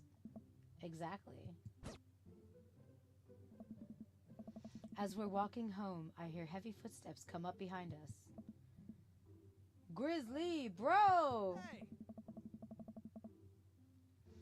I turn around and am greeted by a familiar face jogging up to us. Craig? Bro. Oh. Holy, wow, I haven't seen Craig in forever. It's been too long, dude. Yeah, wow, you look great. Hey!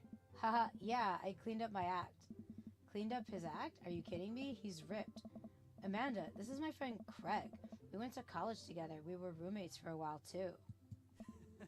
Amanda, dude, you probably don't remember me. You're so big now. Hello, and hello, cute baby. Aw, thank you. The last time I saw you, I think you were about her size. This is River. Say hi, River. He picks up her tiny wrists and waves it around. River gurgles happily. Are you babysitting? Nah, dude. River's my kid. Man, it has been a long time. Feels like 1 minute we're rolling up to exams with bad hangovers, and the next we're both fathers.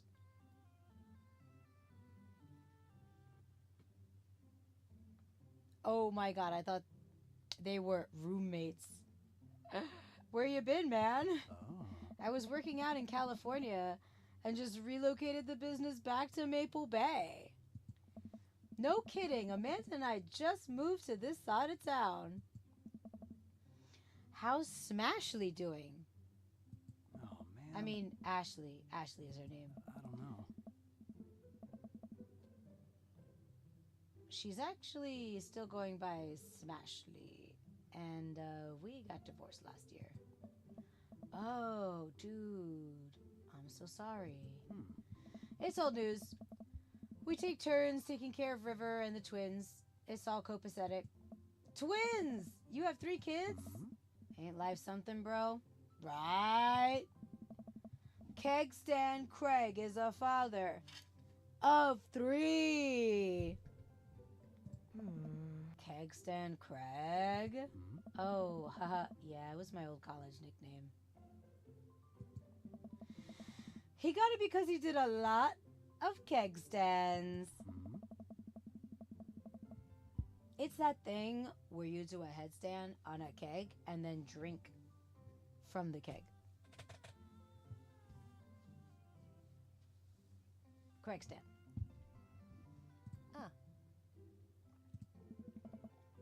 Right. He was very good at it. Bro. I hate to be that guy, but I'm in the middle of my daily jog, and I really ought to keep up my heart rate. Brought River along for, resistance training. You jog daily? I jog yearly. On January 1st, when I promised myself that I'm going to jog daily for the rest of the year, but give up after 30 minutes and just walk home. Well, it's never too late to get back into it, dude. You should join me sometime. Haha, I don't know. Hey! Come on, it'd be fun. We could grab breakfast afterwards, catch up. We could do a bro brunch like in the good old days. All right, sure. Sounds great. Oh, great. Let's get that going soon. I better get moving. Good to see you guys. Craig gives a little wave, puts his earbuds back in, and jogs off. I can't believe Craig is ripped and has kids. I'm reeling. Why is that? The Craig I knew is not fit. to be responsible for any living thing, including and especially himself. One time, I watched him drink an entire jar of marinara sauce for dinner. Amanda, he opened up a new jar of marinara sauce and then he drank it like it was a thing that normal people do. It was unholy. And then I asked him what the hell he was doing, and he said, and I quote, "It's basically a smoothie, bro." I mean, technically, he's not wrong. He jogs. He was jogging. He's like a totally different person. Anyway, we better get home. I'll have plenty of time to reflect on how old I feel later. Amanda and I flop down on the couch. Amanda has to shove some empty boxes out of the way before she can sit. Too bad we're gonna be putting my stuff right back into these boxes in a few months. No, don't say that. Oh, Dad. It's gonna be okay. I'll be fine. I know. It's just, you're my little girl. It's gonna be weird not having you around. I'll come visit. And I'll text you every day. And I'll take lots of pictures. I mean, obviously, I'm a photography major. You promise? Of course. Are you gonna be okay by your lonesome? Oh, come on. I'll be fine. I'll get a dog or something. A dog? Forget art school. I'll stay for the dog. Is that what it's gonna take? Medium-sized dog, handkerchief around the neck. I get to name it. That's what it'll cost for me to give up on my dreams. I'm a woman of simple wants and needs. Well, a dog is a lot cheaper than college. Suddenly, a pile of envelopes slide through the mail slot. Speaking of college, Amanda darts over to the envelopes and shuffles through them. She pulls one out and throws the rest back on the floor. This is from McGowan College of Art and Design. Open it! But I'm scared. It's just an envelope. Yeah, it's just like my entire future. Not a big deal. She takes a deep breath and rips the letter open with her teeth. I mean, we have a letter opener, but okay. I hold my breath while Amanda's eyes dart back and forth, scanning the letter. Oh, what does it say? The admissions committee has reviewed your application, blah, blah, blah. Her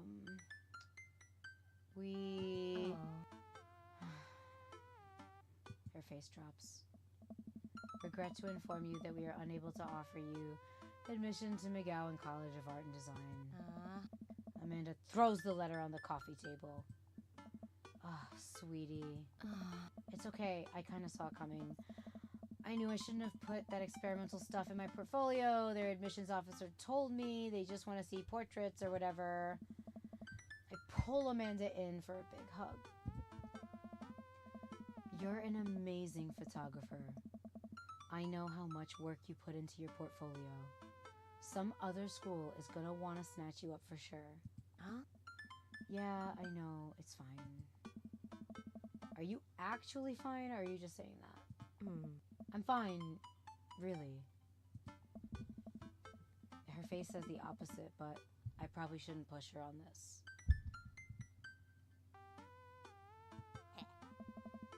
Oh, and before I forget, Emma R. and Emma P. are sleeping over tonight. So, you need me out of the way because I'm painfully uncool? I would choose more delicate phrasing, but yes. Well, I'll have you know that I conveniently already have plans for tonight, so you'll have the new place to yourself. Yeah? What are your plans? Quick, think of plans. I'm secretly the mayor of this town. Gotta attend the union meeting. I'm going clubbing.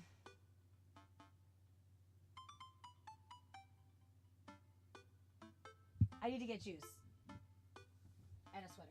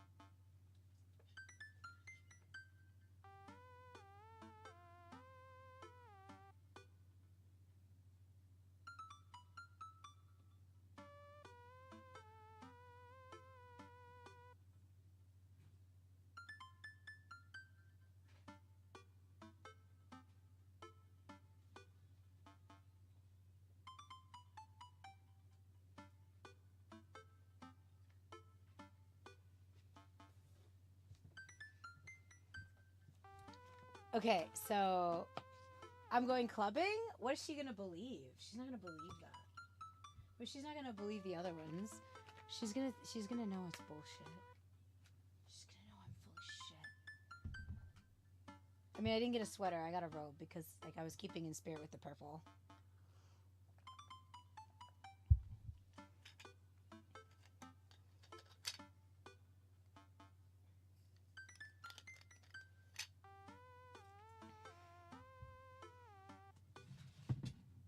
Oh yeah, and I have my little cookies. My 2 little cookies. Okay.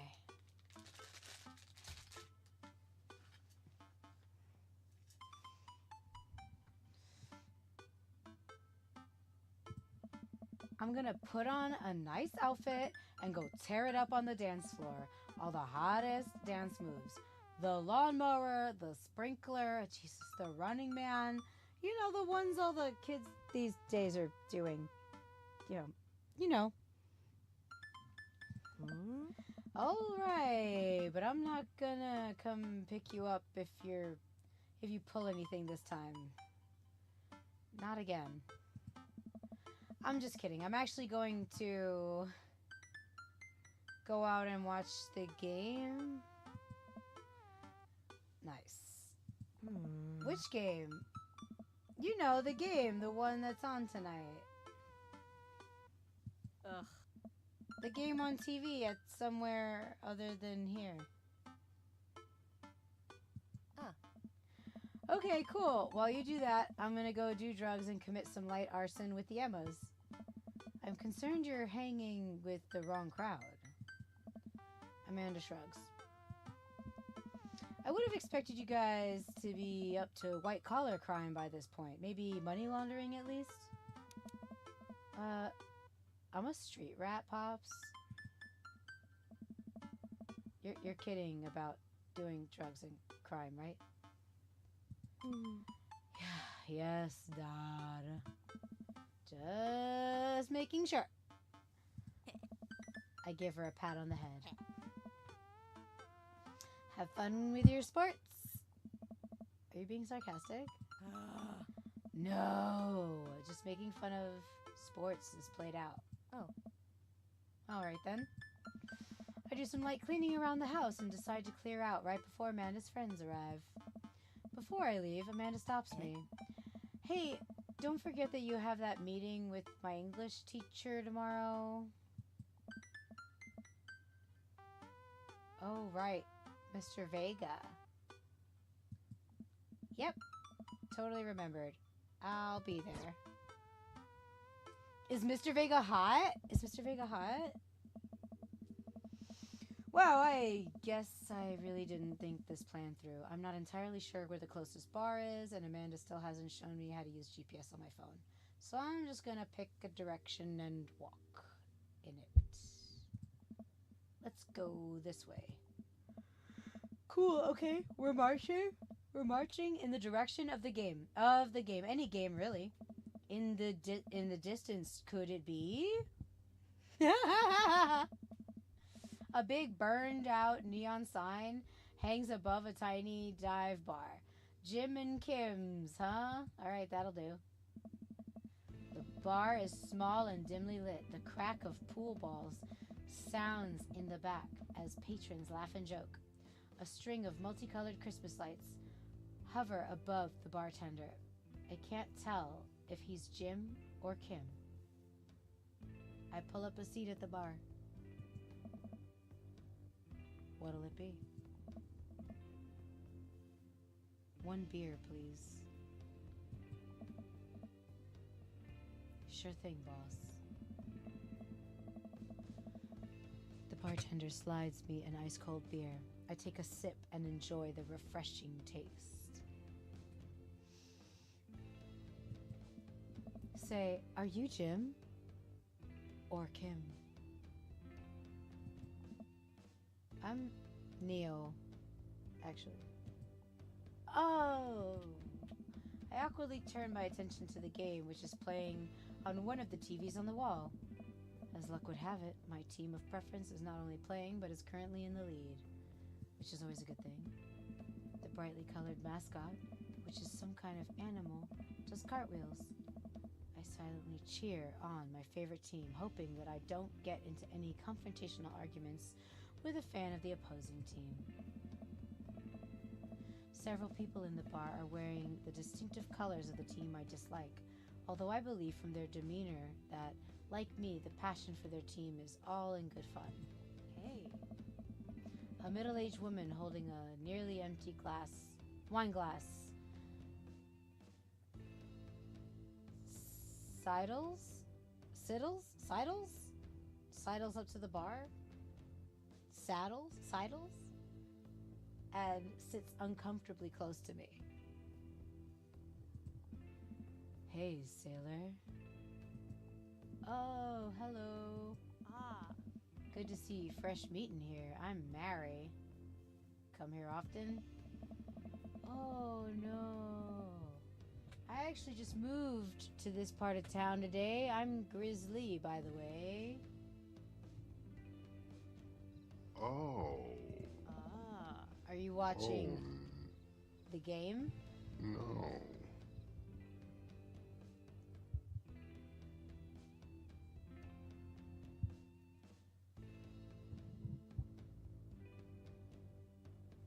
Cat hair. Yeah, my preferred team is in the lead. If they keep this up, they'll win the game with ease. Hey. Oh, I love that team. Nope.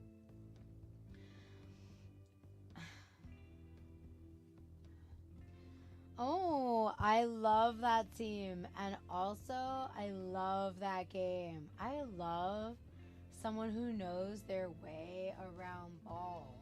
That woman really knows her way around a penis. I'm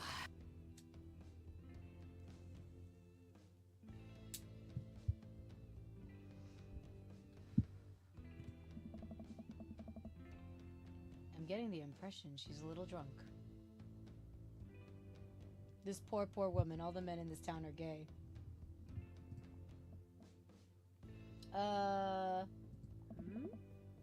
Buy a gal a drink?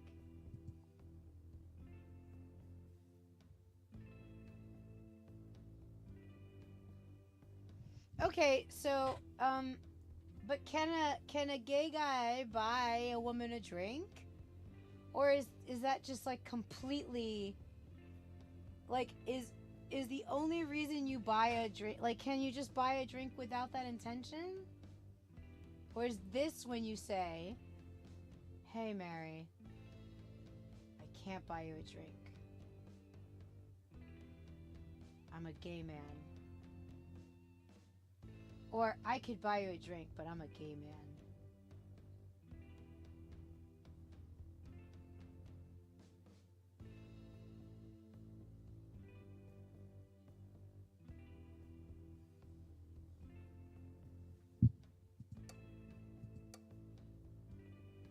Can I save scum in this game?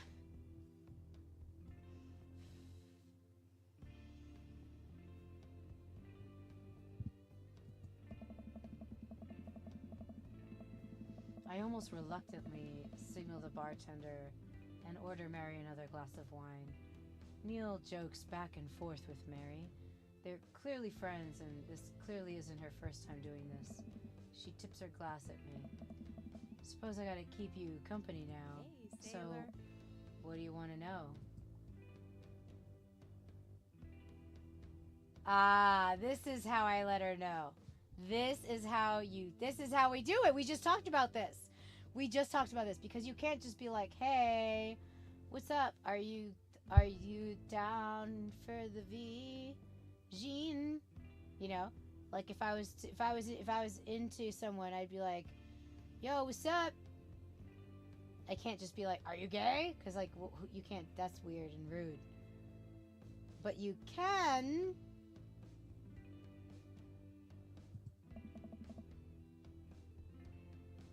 You can ask for gossip.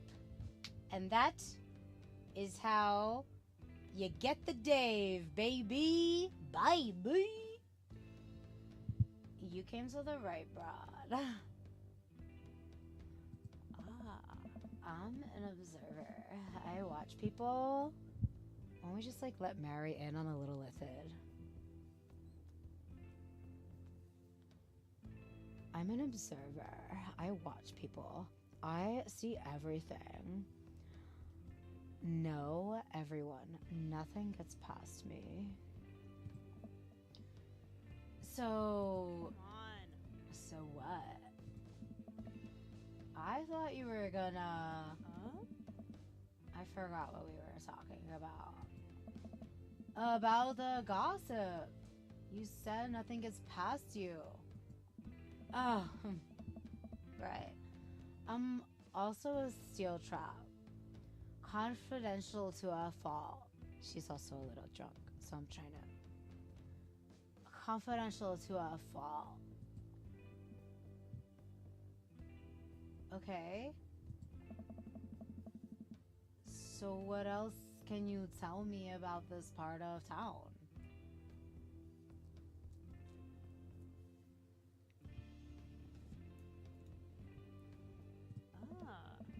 It's quiet, that's for sure. If you want an idyllic little life with like picket fences,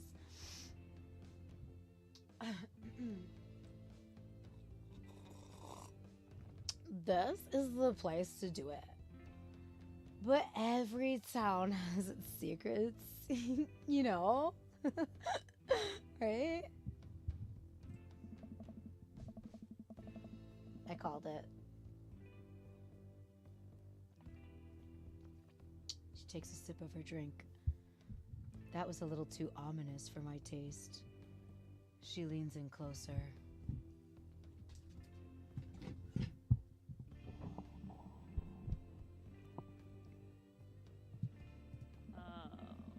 Would you like to learn some of my secrets?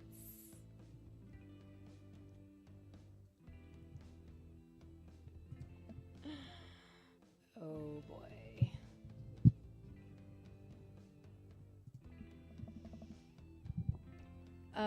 Maybe and some other time. Ugh.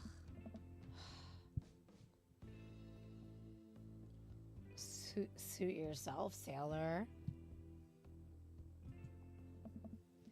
Mary saunters off, setting her sights on the newest bar patron to enter. I happily watch the game over another beer. The game has gotten close in terms of points. This is how I talk about game. A little too close than what I'm comfortable with. After a particularly skilled player scores a number of points for the other team, putting them in the lead, I hear an affirmative grunt from another man at the bar. Go team! It's the brooding man from the coffee spoon. He sits alone, sipping whiskey, of course he is, and watching the game as well. Yeah, bet you drink whiskey. Enjoying the game? Bet you are, Starburst. I am now that we're winning. Oh, we must be rooting for different teams. In my opinion, my team is far superior. I have to disagree with that. Based upon our win-loss record, I'd say my team is superior. That's where you're wrong, since as it stands right now, my team is beating yours. The conversation ends there, and we both go back to silently rooting for our respective teams. The game is close, with both sides playing their hardest to win. But in the end, my team prevails. Quiet cheers ripple throughout the bar. I raise a respectful glass at the man drinking whiskey. He raises his in response. An unspoken truce is formed between us based on mutual love for the game, which everyone just lost. He motions to the bartender, who pours 2 glasses of whiskey. The man slides one over to me.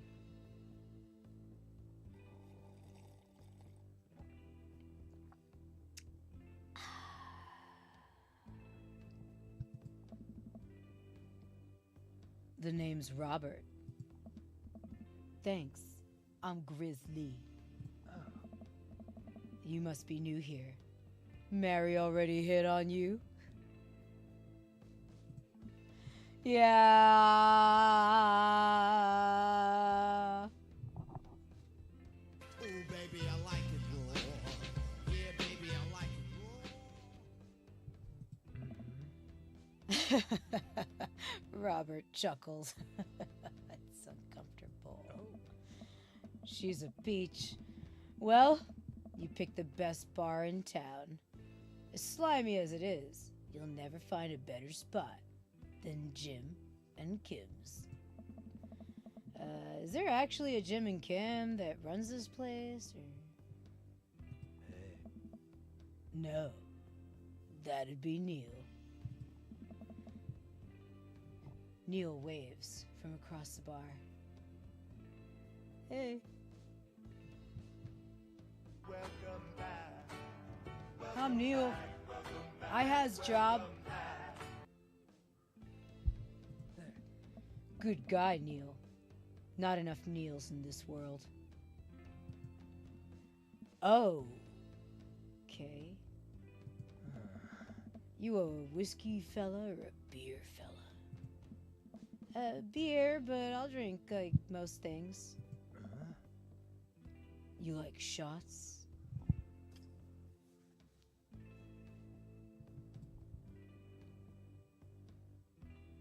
Oh, shots fired. I don't like them. I like shots. I love shots. You don't. You just like them. You're like in the middle with shots. Like, how much do you like shots in relation to, like, you know... Huh. Thank you. For what? For what? Robert nods to Neil, who serves up 2 shots of whiskey, and he hands one to me. Huh. Here's to your health.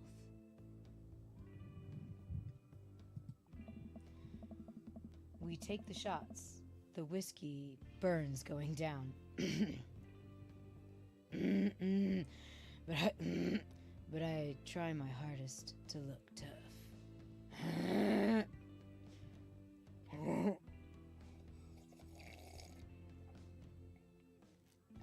It's not a chaser. Oh, wait.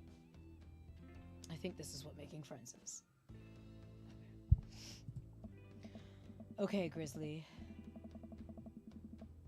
This guy's out of my friend league, but I think if I play my cards right, we'll be pals in no time.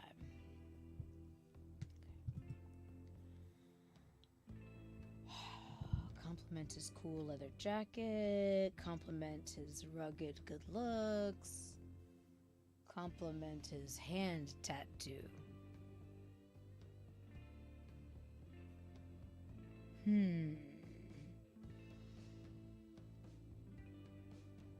Tattoo.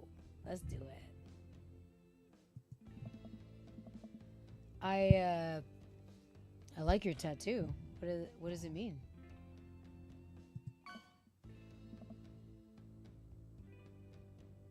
What was the black? What was that? What were the shadows? It's a reminder. That wasn't good, was it? I hit a chord. I wait for him to elaborate, but it seems like he's done talking.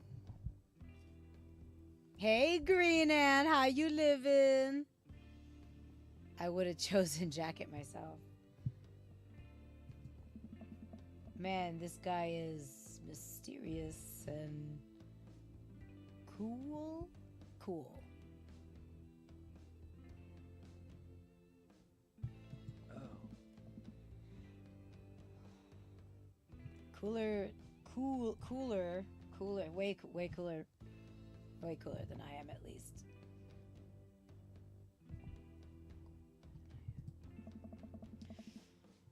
Robert signals to the bartender for another round.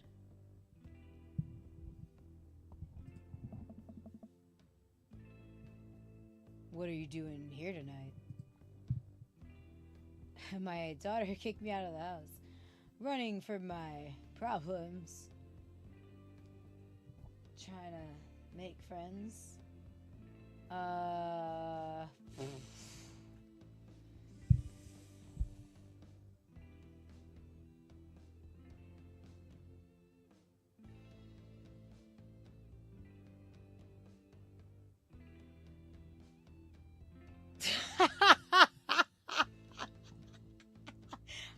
Dude, I just want to be like trying to. Hey, I'm just a fancy daddy trying to make friends. People say that. I think it's better. Well, I mean, my daughter did kick me out of the house. My daughter kicked me out of the house, but I could be up trying to. Yeah, I like. Kind of. I kind of feel like this is the most realistic. So, like, if you can't vibe with me on this, like, why am I even trying to play? That's kind of why I want to pick it. Hi, Starburst. The way he says it. So, my daughter kicked me out of the house. Not like forever. She's having a sleepover with her friends. Family type. Huh? Single dad. Ow. Ow. Call on out.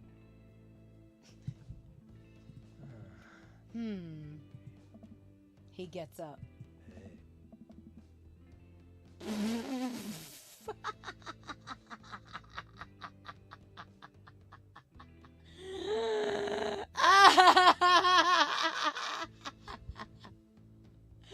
Okay. I don't think he's coming back. Oh, is this what this is like? I don't think it's happening for me. I don't think I have cool guy.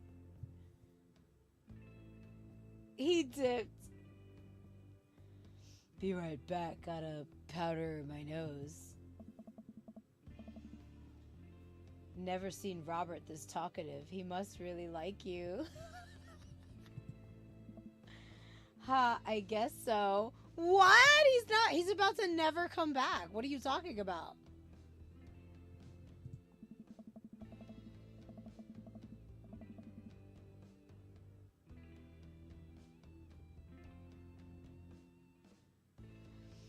I gotta admit that Robert has a gruff charm to him. If a guy like that thinks I'm cool, then I really must be. Hey, me! Hey, me! Starburst, I know, I'm trying to tell him.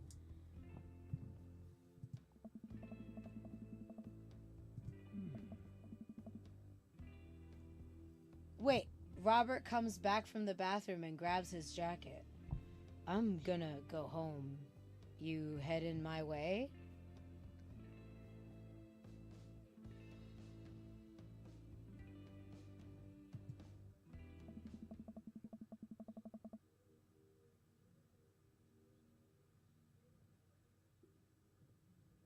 I'm so confused.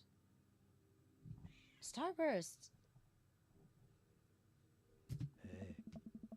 I live in this cul-de-sac down the way. Does everybody live there? Yo, how we gonna be banging everybody in the same cul-de-sac? Grizz, get it together. We cannot fuck up our town. Like, we can't. Me too. We just finished unpacking today. Great place to be. Good neighbors. Well, some of them. Who's that? We get to Robert's house, which is just a few houses away from mine. We stop. He turns to me. Oh. I don't kiss and tell, Grizzly. Hmm? So, are we doing this or what? What? Hey. You know, do you want to come inside or not? A wave of realization rushes over me, and I blush.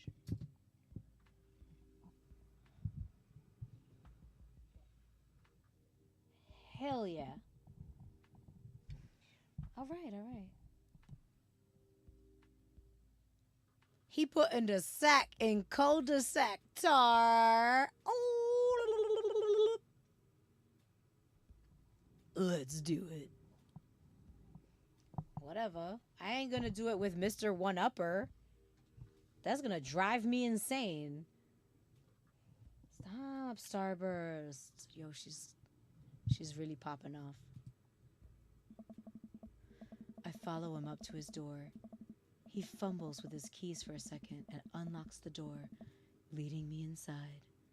The moment the door closes behind us, he pushes me up against the wall and kisses me, grabbing my hips.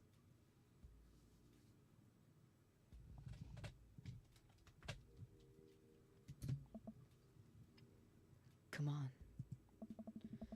Robert takes my hand and leads me up the stairs into what I assume is his bedroom, but it's so dark that I can't see anything but Robert's intense expression.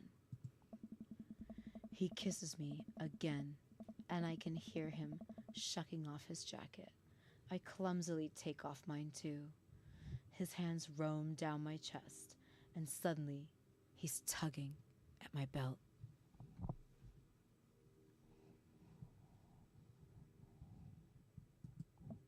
I don't normally do this.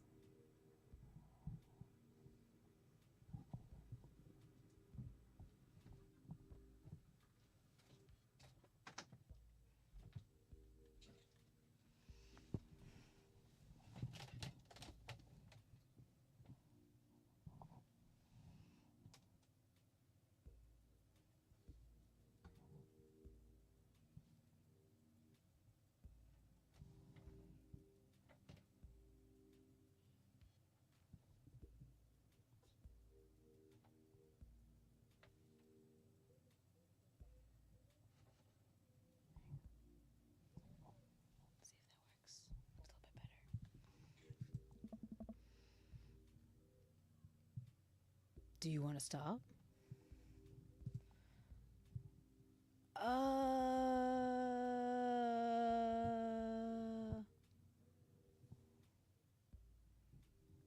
No. Good. Robert continues to unbuckle my belt and guides me to the bed.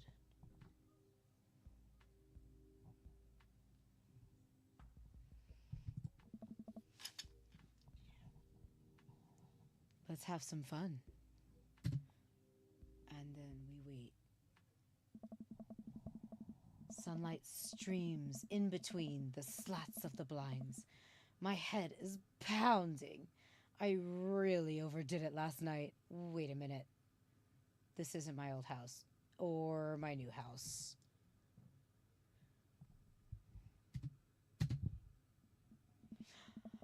Oh, right. I look around for Robert, but I find myself alone. Hello? There's a clatter from the bathroom and the door opens. Robert is fully dressed and grabs his keys. That was fun. Yeah, it was. Please don't eat that. Please don't eat that. Please don't eat that. Please stop. Please. Okay. All right, demon. Okay. All right. Well, okay. Oh. You should go. That's certainly not what I was expecting. Well, talk to you later. Mm-hmm. Robert cracks a smile. Sure, your clothes are over there. There. I hastily got dressed and show myself out. The sun is unbearably bright. I need to lie down. I start to make my way back home when I suddenly remember... Amanda! I rush back home and throw the door open. Something smells delicious. Amanda? Amanda runs out of the kitchen, looks slightly disappointed. Yeah. Aw, man. I was kind of hoping you had gotten kidnapped and I was going to have to come rescue you. No, I made a friend at the bar last night and ended up sleeping over at his place. Where are the Emmas? Huh. They left a little while ago. Oh, you guys have fun? Yeah, watched some movies, ate snacks, stole a car. You know, usual sleepover stuff. You teens and your larceny. So, this breakfast that's cooking, what's that all about? Well, there's hash browns and eggs and bacon. Can I... Yes, you can have some breakfast. Bless you, sweet child. My head throbs. Ugh, I gotta do something about this hangover. Please. Amanda, your loving father might have overdone it last night. Oh, somebody's hungover. Father of the year. You wouldn't happen to, like, have any aspirin or... I've got just the thing. Hang on. Amanda runs to the fridge and pulls out a jar of pickles. Amanda... What's... Drink this. The pickle juice? Yup. It's what I used once. I would assume someone would use. I would also assume that it works pretty well. Although I've never tried it before. And won't try it, obviously.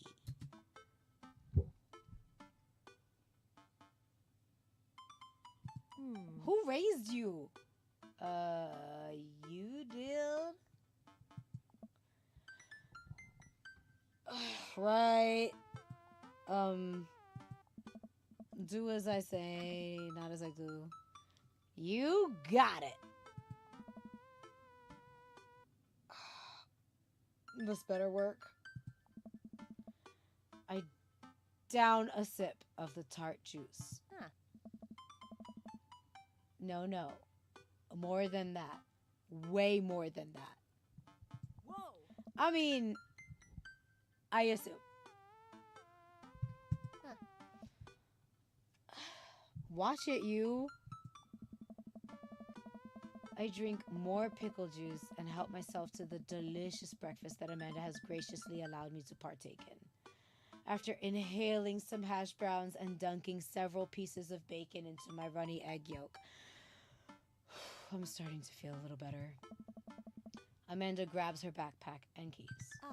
Well, gotta get to class. Don't forget the meeting with Mr. Vega, okay? He said it was important. Love ya. Ugh, I'll be there. Knock 'em dead, kiddo. Always do. We do our secret handshake. And she's off. I get a little work done at home before I glance at my watch and see it's almost time for the meeting. I hop in the shower, change clothes, and head on my way. Still a little hungover, though. I arrive at Amanda's school and check in at the front desk. They give me a bright orange visitor sticker and send me on my way. Boop boop. I'm barely awake and feeling pretty haggard, but hopefully nobody will notice. I check my watch and I'm relieved to see that I'm only 2 minutes late. Wait, was it 103 or 108? I spot a youth standing at his locker and approach him for help. Excuse me, do you know where Mr. Vega's classroom is? The youth turns around and looks me up and down with heavily lined eyes. Come on, kid, I'm late for a meeting. Mr. Who? Mr. Vega. I don't know, have you tried the exit? Okay, wise guy. Are you gonna help me or not? It's baby Astarion. Fine. Up those stairs and to the left. Can't miss him.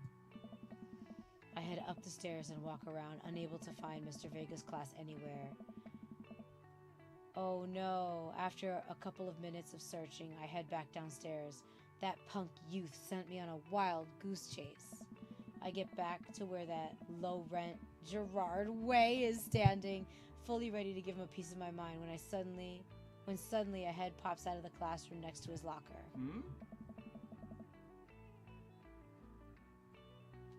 Lucian. It is Astarion. Don't you have third period to get to? Fine, Mr. Vega. Wow. Now I'm officially 10 minutes late. I glare at him as he walks away. We're not cool. Oh. You must be Grizzly. This period's almost over. Would you mind waiting in the back?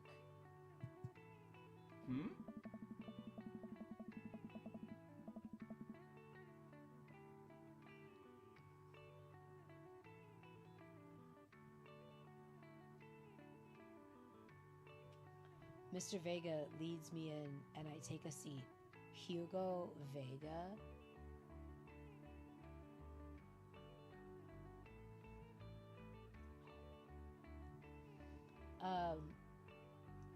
Mr. Vega leads me in, and I take a seat in one of the comically small students' desks in the back.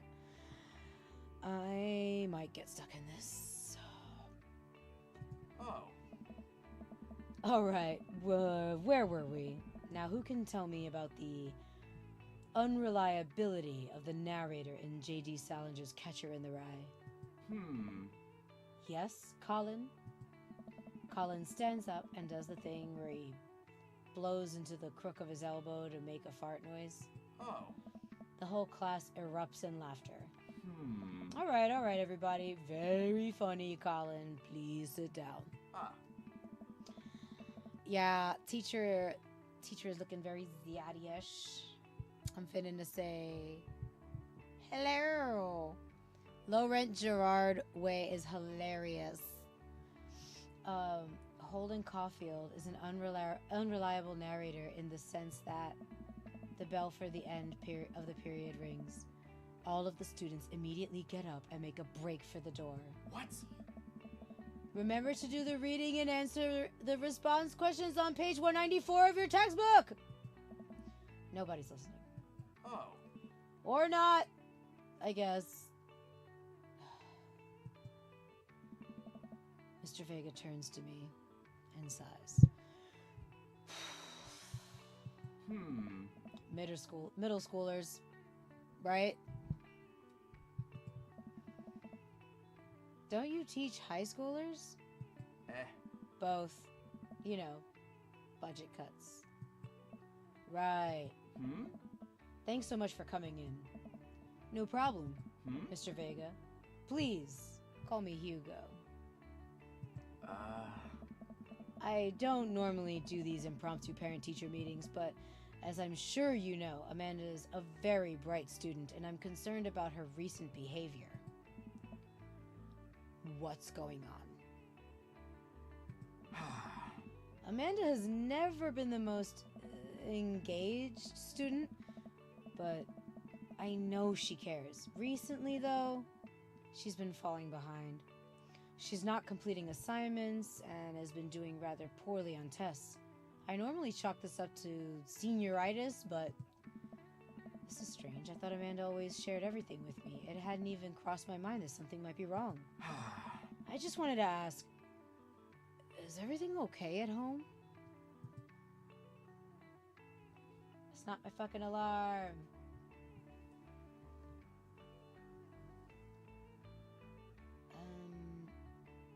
She has a tendency to bottle things up. Well, I just found that out, so we just moved.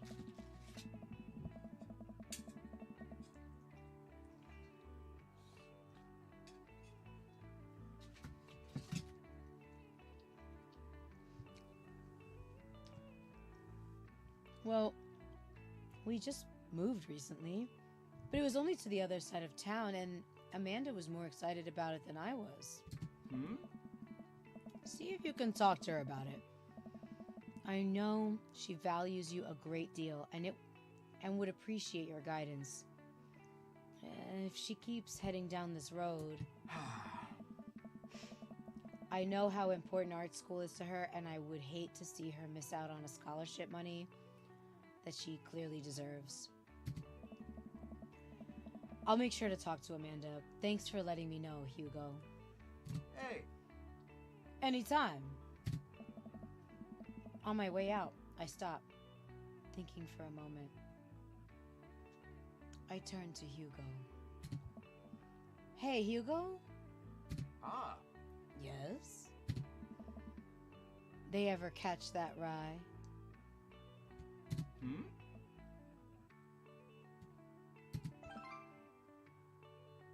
Yes. Yeah. I leave the classroom and make my way out of the school. I'm still a little bit in shock that Amanda was able to hide this so well from me. She's always been such a force for positivity in my life, especially after we lost her father. Amanda must be done with classes for the day by now. I'm sure she would appreciate a ride home, and maybe I can talk to her about what's going on.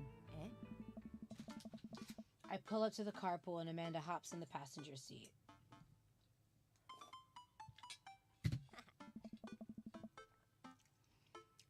So, did you have fun gossiping about me? Mr. Vega and I actually just gossiped about our celebrity crushes. I could do that better. Mr. Vega and I actually just gossiped about our celebrity crushes. So you talked about Mario Batali the whole time? It was a very productive meeting. I'm pretty hungry. Can we grab some dinner? Sure thing. Ooh.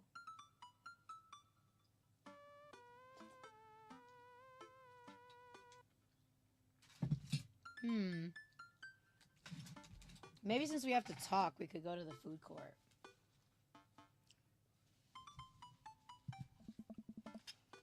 Let's go to the mall food court. Does that sound good to you? Huh? Yeah, sure. Why the mall? Jeez, can't a dad take his daughter to the mall? Will you buy me things? I will buy you a thing. Singular. Sounds like a deal to me. We drive in silence for a short while. Amanda plays a game on her phone. I should say something. You know, sometimes when a kid gets older, they find that they have to keep things hidden from their parents. And that's okay, because sometimes that's what kids do.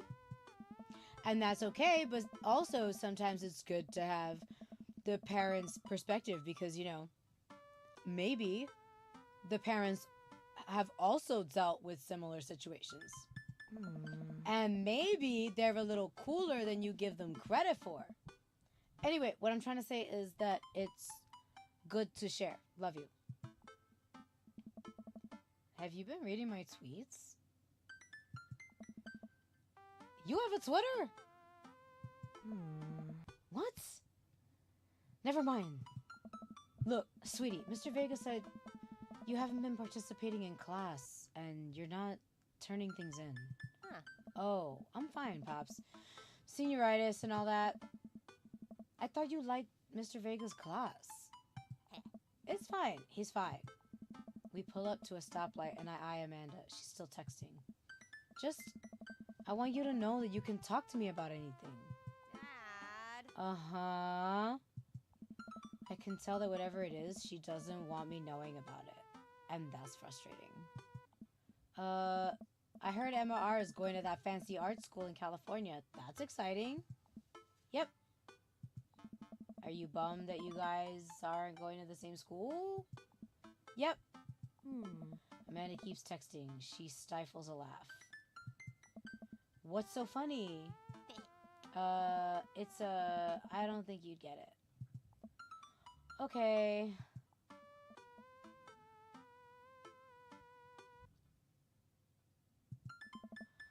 Who you texting? Me? Noah. Who's Noah? My friend. Does he go to your school?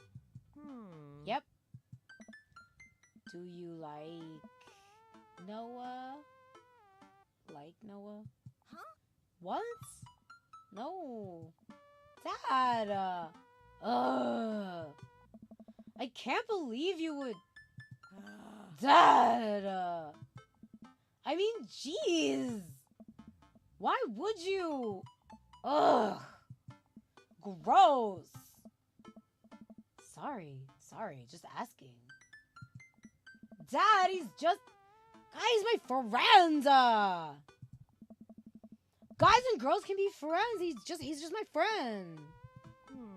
Okay. Jeez. This is going well. Well, good talk. Love you, kiddo. She leans forward and turns up the radio. I guess that conversation is over. To the mall, then. We arrive at the mall, a big indoor shopping center with a couple different floors. It's kind of dead, but that doesn't stop a mall security guard from yelling at a group of loitering teens. Let's eat something disgusting for dinner!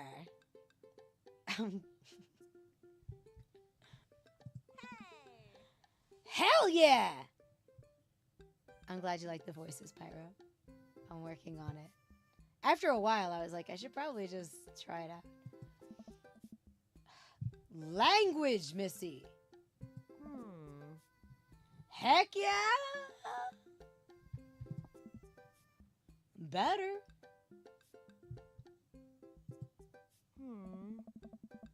We approach the food court and evaluate our options.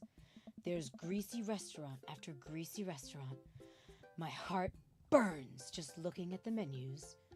Nobody looks happy to be here. Home. What are you in the mood for? Bread dipped in sugar? Bread with cheese on it? Or do you want me to inject some fat directly into your bloodstream? I extend my hand to her. would you do me the honor of sharing some nachos? Yum, yum. Ah. She takes my hand with a grin. It would make me the happiest, cheesiest girl alive. We order a giant pile of chips and unnaturally orange cheese from a very unenthusiastic and possibly stoned teenager. We take a seat at a rickety table and dig in. Hey. These are bad. These are very bad. But also strangely delicious. Huh? We have to eat through the pain. We enjoy the fluorescent, cheesy goodness together until we're all out of nachos. So, something's been bothering me for a while. Can you explain memes to me, please? Which meme? All memes. All of the memes. Oh. Amanda sighs deeply and places her head in her hands. Oh. Ugh, Dad, it's complicated. See, memes are inside jokes shared by a bunch of people that get less funny the more people do it. So the problem is that by the time a meme gets to you, Dad, all us youths have already done the joke to death. Hey, Scuba Steve! How you living? Oh. And what's worse is that... and what's worse than that is that movies and TV and video games will try to jump in on a meme train, but just based on how long it takes to make them, the meme will be long dead by the time it comes out. So it just dates it. and isn't funny. It's not funny. Oh shit, what up? Ugh. Dad, please. Anyway, changing the subject. Where to now? Wanna go to that goth store? What? You know, the one that's all black and tries to establish itself as anti-establishment despite being an exact representation of the establishment? I don't know what store you're talking about. You know, the one where you can buy chain wallets and it's basically an assault on what people fought so hard against in the punk and hardcore movements of the 70s and 80s. Dude, you gotta be more specific.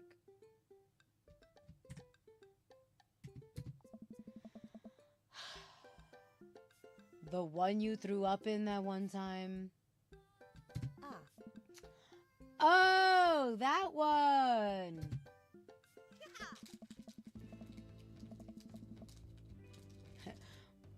Bazinga! Here comes the boy. Amanda runs into the store with me trailing behind her. She makes a beeline for the back. They're in the popular subject.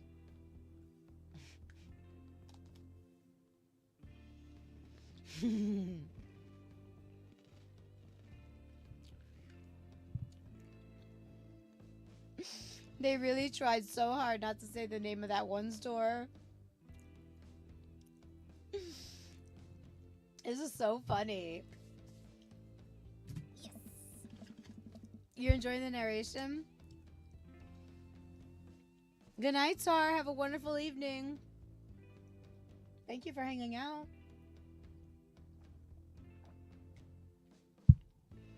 Ha! There it is. You can still see the outline, kinda. I'm so proud. speech! Amanda. Speech! Speech! Speech! Speech! All right, I'll do it if you stop chancing. Amanda stops immediately.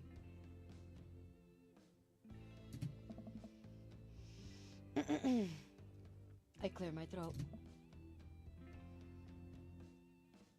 Thank you all for joining us here today to commemorate a historic moment that would forever shape history.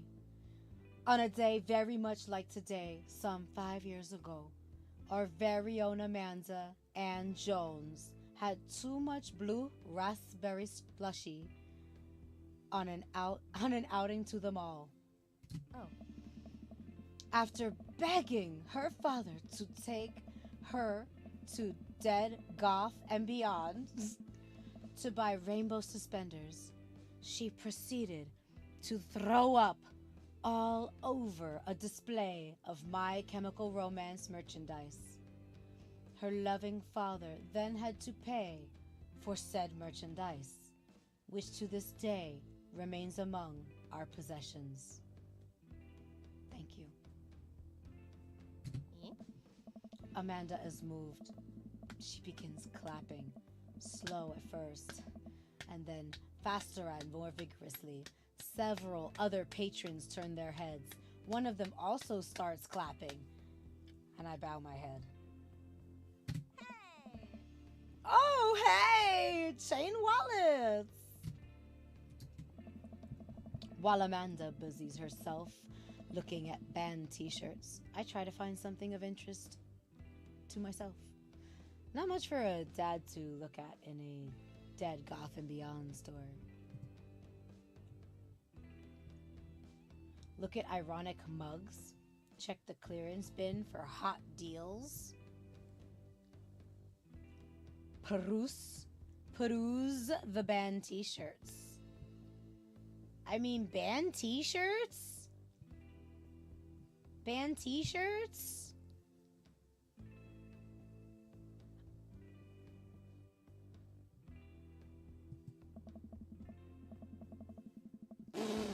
I barely know any of these bands.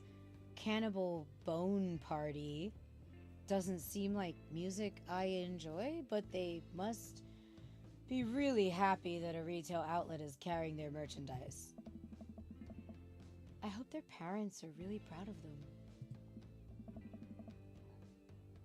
Look, this is very important to me. I overhear a stifled argument over at the cash register.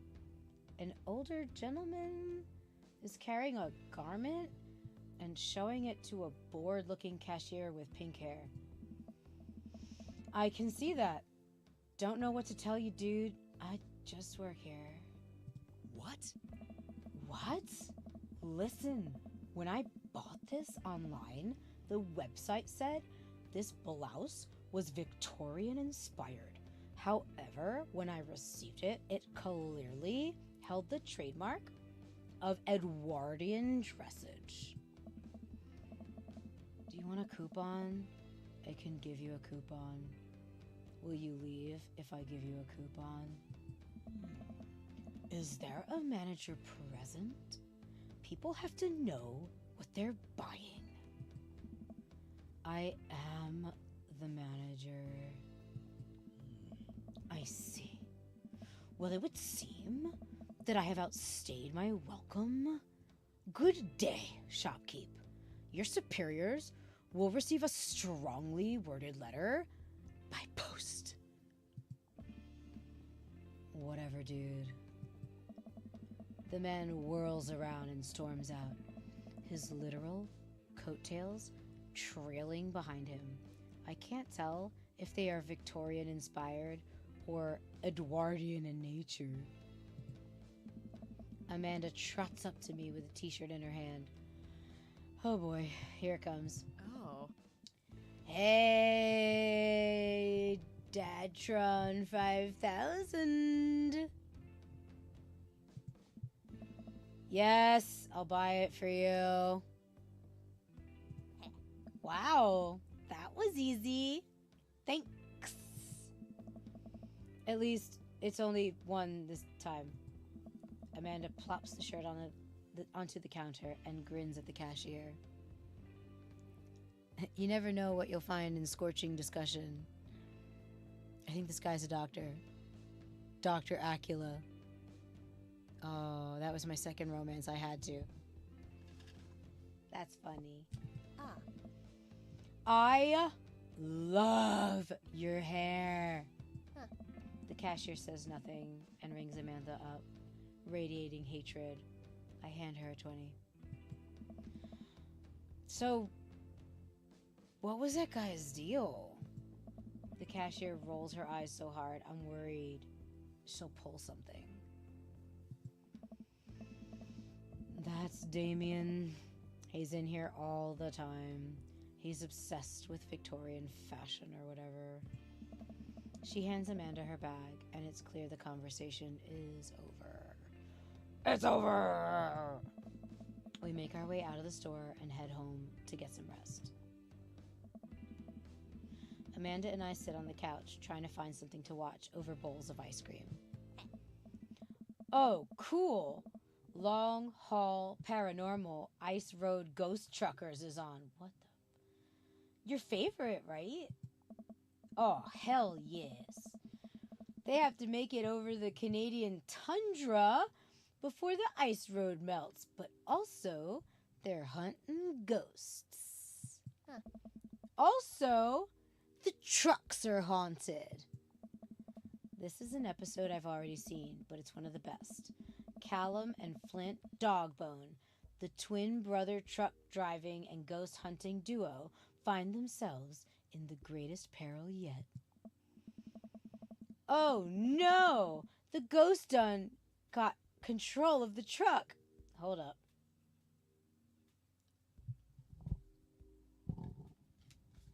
I don't have nearly enough chapstick for that sentence. There's not nearly enough chapstick on my lips for all that. Not nearly enough. I'm not nearly moist enough for that. Oh no! The ghost done got control of the truck. I can't steer on them their damn ice roads. I need to be slicker for that. With a name like Callum, I need to throw some like sweet tea into it. There we go. We got to Callum. Oh no! The ghost done got control of the truck. I can't steer on them there damn ice roads. There we go. Found you. You dirty little fucker. Let me use this EVP meter to try and communicate with the spirits. Flint, we're about to die. Almost got it. If you listen carefully, it sounds like it's saying, you're gonna to die. That's because we're about to die, you. This is art. The episode ends, and Amanda excuses herself to go and start arguments on the internet.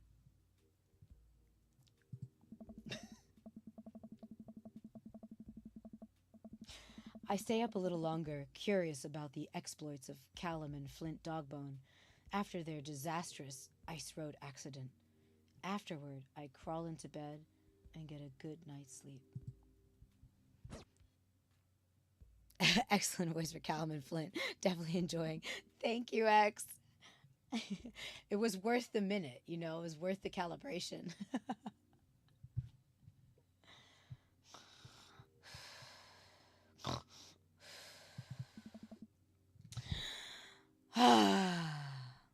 Long rest sound. Morning, sleepyhead. Oh, 5 more minutes. You have never, ever let me have 5 more minutes. So, get up. Fine.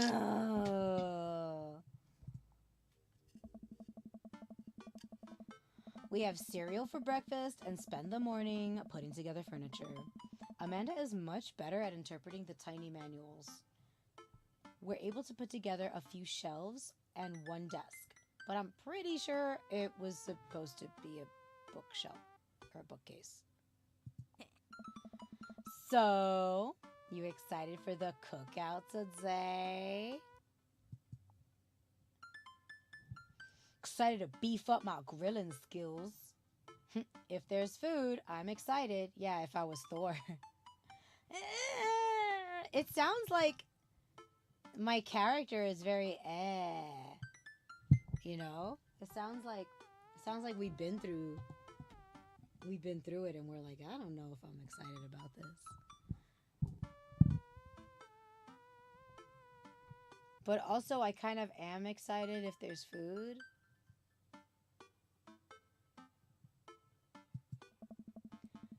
I'm all over those terrible store-bought sugar cookies that everyone brings to parties. Yeah, those are bad. Which means there's more for me. Those cookies? There's more for me. Don't you want to meet some of the people in the neighborhood? I'll probably end up standing uncomfortably in the corner with a plate of food and hope that nobody talks to me. Obviously. Dad, you are a beautiful work in progress. We will get that butterfly to emerge from the cocoon. The social butterfly. Well, we better start getting ready. We definitely don't want to be late. What? No! We have to be fashionably late. Thank you, Amanda. Who shows up to a cookout on time? Thank you, Amanda. Dad me! Get it together. Slow down. Well, I mean, like, get ready, but don't go. You know what? We're going early. Just because you said that. Oh, no. No. Dad, no. Dad me, no. I head out the door and Amanda reluctantly follows. We walk across the street to Joseph's house with a store-bought veggie plate. I'm a terrible cook if it doesn't involve a grill.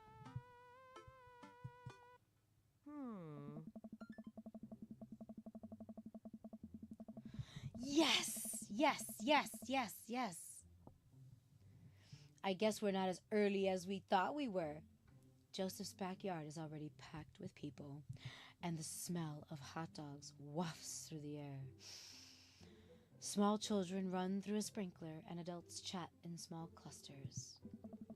I set our veggie plate down on a table next to two other veggie plates. Hey, there's Joseph. I wave to get his attention. The moment he sees us, he jogs over, arms wide open. Welcome. I'm so glad you two are here. And you brought veggies. Let me introduce you to my family. Kids, come over here. This is Chris, my eldest. Hi. This is Christian and Christy. They're twins. They stare creepily and say nothing. Red rum. Then, of course, there's our youngest, Krish. Wait, where's Krish? Maybe Mary put him in his crib. Oh, Mary? Dígame no mentiras. Oh, no. It's the woman from the bar the other night. What is she doing here? Oh, and how could I forget my lovely wife, Mary? Joseph pecks her on the cheek. She smiles. How have you played this, Pyro? Ah, Mary, sweetheart. Did you put Krish to bed? Hmm. I'll have to go look for him.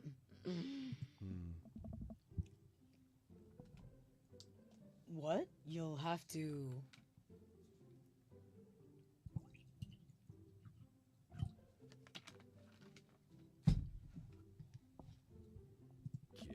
Joseph takes a moment and regains his composure.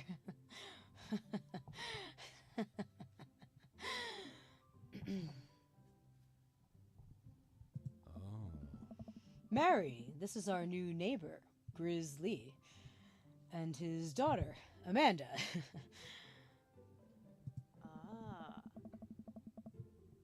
I'd shake your hand, but I have a glass of wine that I need to tend to.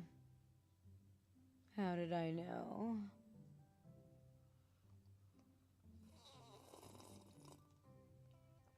I'm married and I'm coming in hot.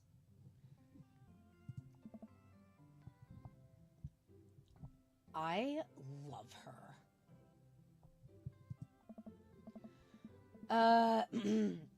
Nice to meet you, Mary, for the first time.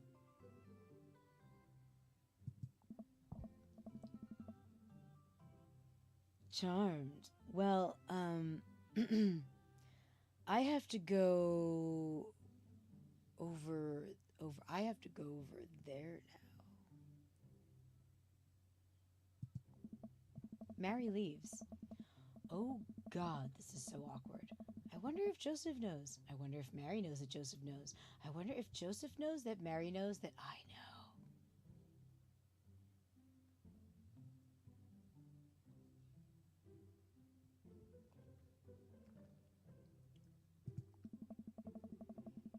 It takes all of my energy not to run away from the barbecue and start fresh in a new city.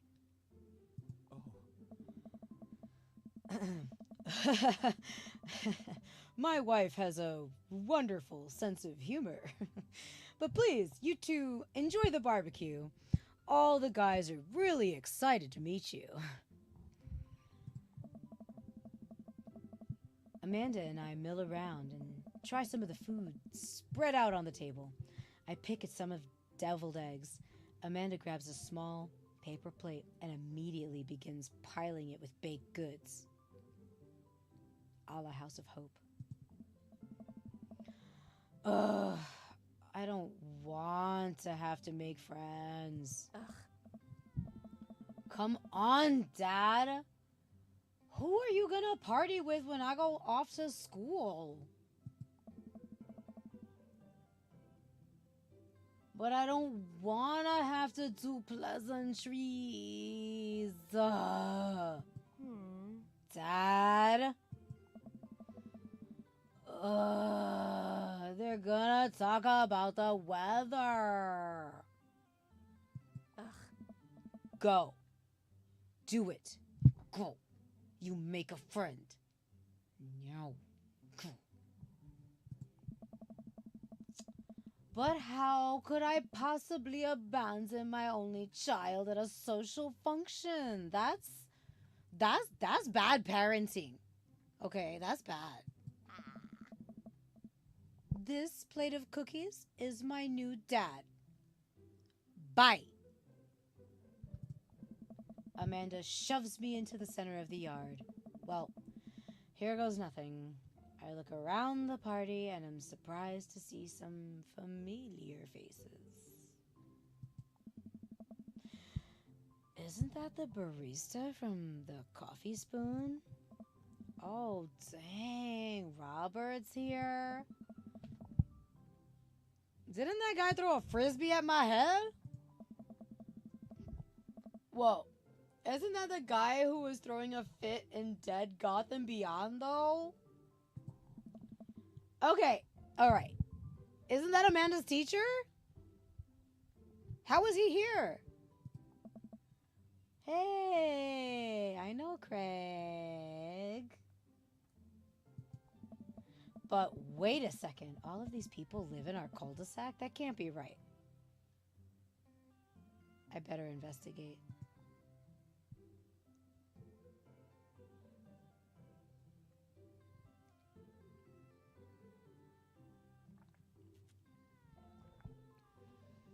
Here, hold on.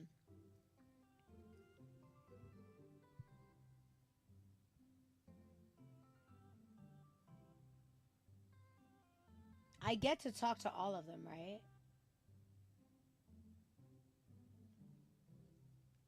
I want to talk to all of them. I don't want to miss out. As long as I... The choices are yours and yours alone.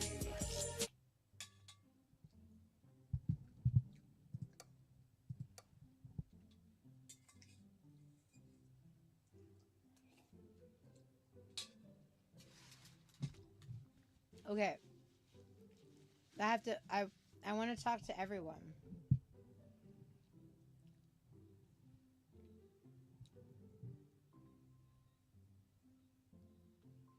Oh, well, I really like Hugo, I think. Or Matt. I'm not sure. These two just seem like a mess. You're like, it's burger time.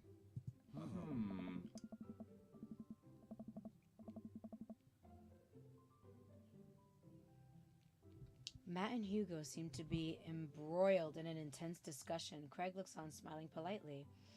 I walk over to say hello. Well, I don't think it's fair to try and compare two art movements like that. Oh, shit.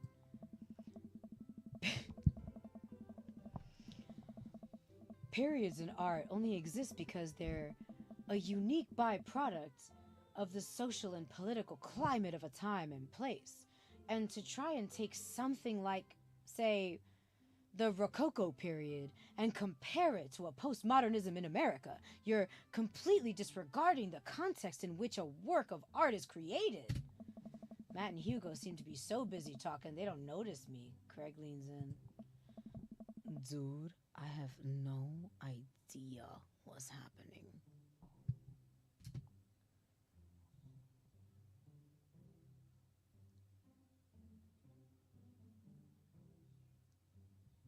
I mean,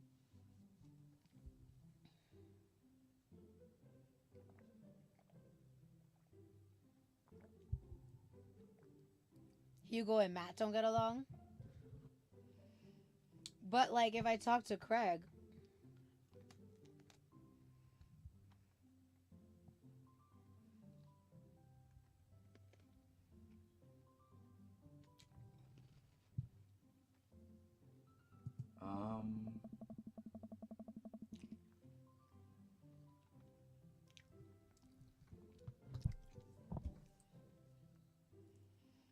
that kind of comparison just eliminates the reason art movements are so important in the first place.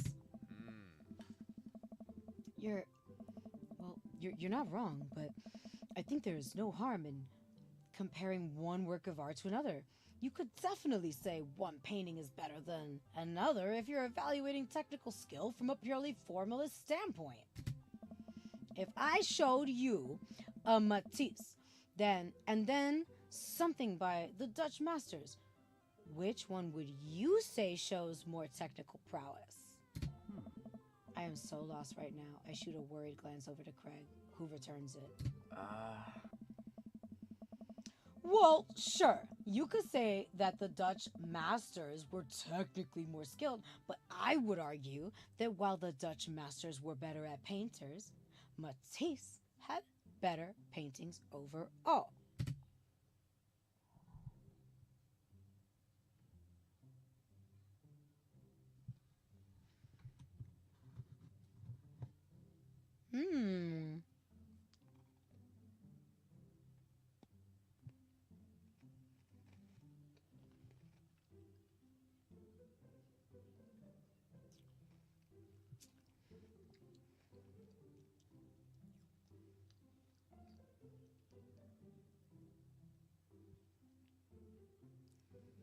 Well, I mean, it is subjective.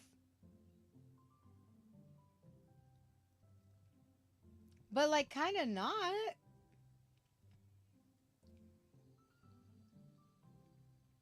You can say that someone's technical ability is Like, you can recognize someone's technical ability.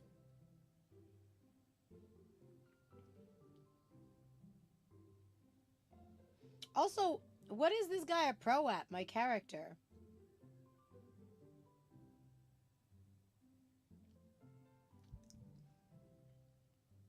Art is dead.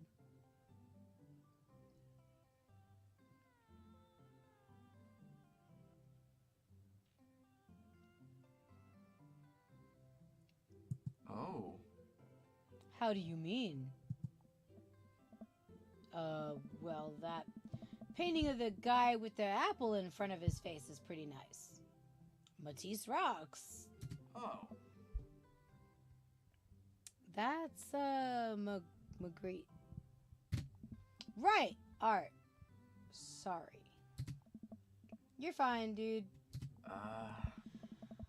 We were just discussing the importance of context when talking about artwork. Listen, all I asked was if you liked Van Gogh or Picasso better. Hugo throws up his hands in frustration. But they represent two completely different art movements. How could I possibly choose between the thick, creamy impasto of post-impressionism and the abstractionist beauty of cubism? Man, that's all way above my head. Huh? Me too. Hey. It's all good, man. The cool thing about art is that we all perceive it differently. A single piece could have a totally different effect on each person that looks at it, and that's awesome. Nice. Just 1 minute about that. Hugo, please. Sorry. I get really fired up about art stuff. Grizzly, how are you liking the neighborhood? It's pretty nice. Everyone's been super friendly. Oh. Seems like your daughter's fitting in just fine.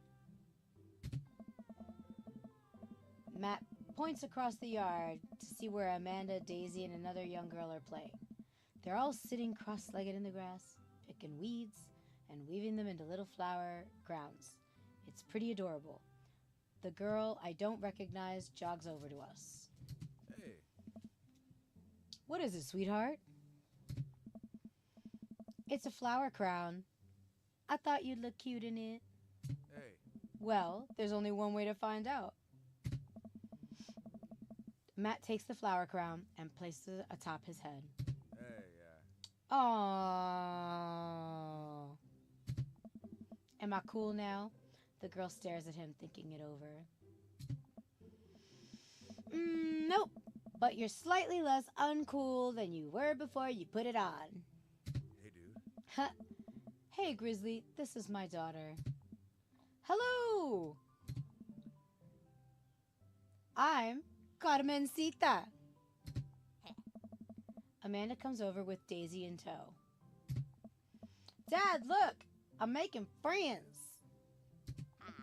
Are you making friends? You better be making friends. Yeah, actually. Amanda, you remember the cool barista from the coffee shop and my old college friend and, your teacher?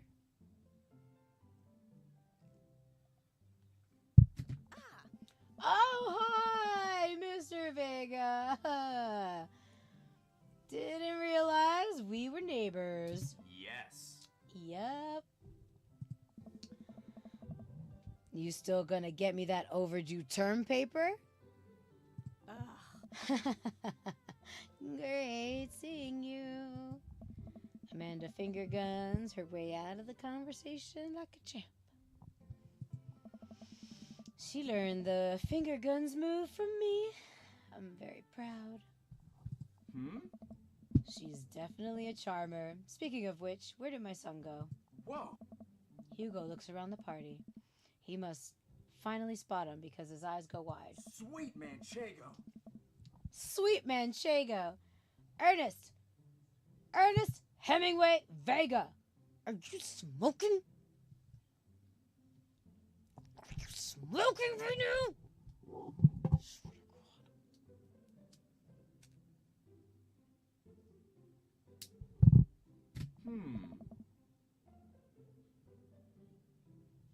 Ernest is holding a lit cigarette.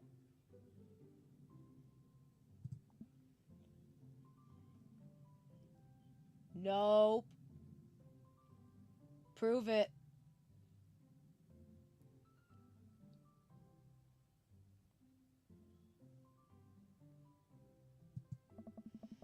I see Ernest across the way. He casually takes a long drag of his cigarette and then flicks it into a gutter.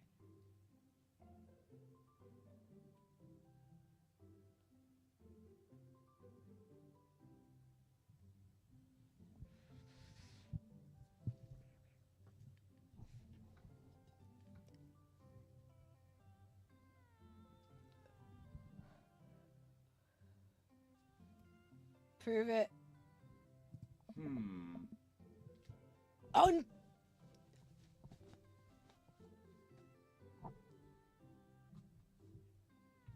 I don't want any more bullshit anytime during the day. From anyone. That includes me. unbelievable. Excuse me. Hugo marches over to Ernest, and I turn my attention to Matt and Craig. What? You ain't watching that? I will watch the fuck out of that. Kids, right? Yeah. Man, I do not envy Hugo. The last barbecue we had, Ernest tried to shove a sparkler down Joseph's pants. Nearly burned down half the yard. Yo.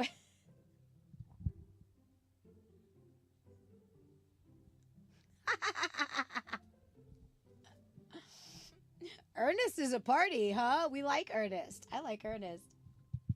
I still haven't found, like, Matt. Because he was, like, a little nervous at first and, like, jittery, and I liked that.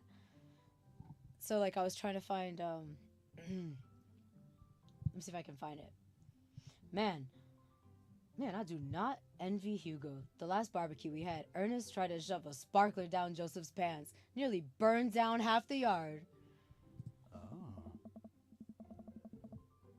And the barbecue we had before that, he actually burns down half the yard, bro. And then is spread onto my lawn and burns down half of my yard too. Hugo walks back over to us, practically dragging Ernest behind him. Oh.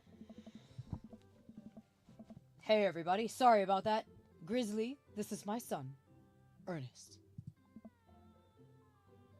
Hello! Hello! Ernest looks away, sulking, hands shoved deep in his pockets, wearing orange like Cassidy.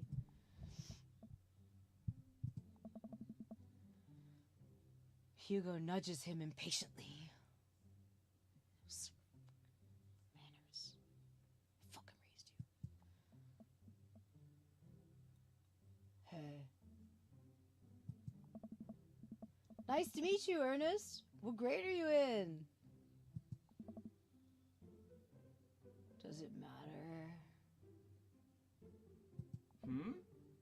Ernest! Okay. I'm in 8th grade. God. Are you happy now? I'm sure you were just dying to know. Yeah, good for you. Can I go now? I'm tired of talking to old dudes who blame my generation for the failing economy. Ouch. Yo, he right though.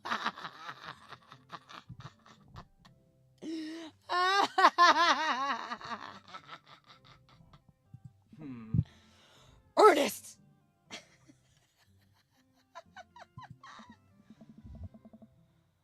Oh, yeah, because I'm totally embarrassing you. Ernest puts earbuds in and storms off to stand in the corner. Well, that was certainly something. He seems nice. He seems nice. Hugo puts his head in his hands and sighs. Oh. I'm so sorry. He's having a really rough time. As much as I want to be cool dad, I have to be the authoritarian dad, and he clearly resents me for it. Oh. Bro, I mean, I think as a dad and a teacher, that's about as authoritarian as you can get. Honestly, are there any of us cool dads? Is it even possible to be a cool dad? What? I'm cool as a cucumber. Hey.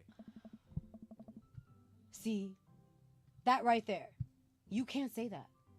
I don't know. I don't know. My kids think I'm cool. But for how long, Craig? How long do we get to be the cool dads? Hey, Millie! How you living? Oh. Bro, I don't know. Hey. Hey.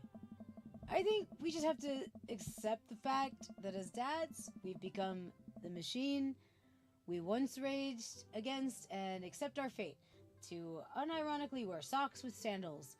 Your kids may think you're cool now, but the moment they hit puberty, you're doomed.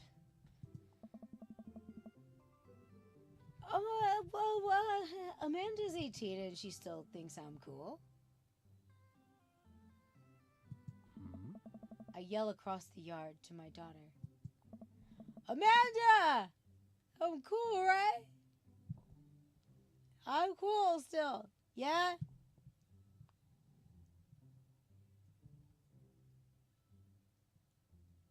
Number one, Dad. Amanda just laughs.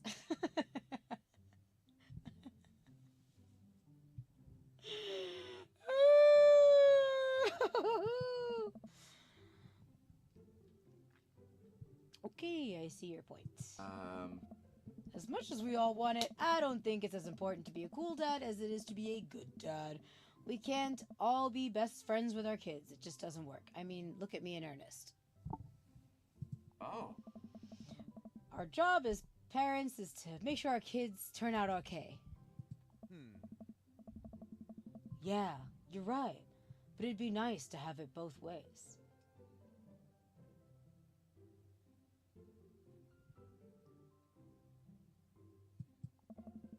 Hearing these guys talk about this makes me think of my relationship with Amanda.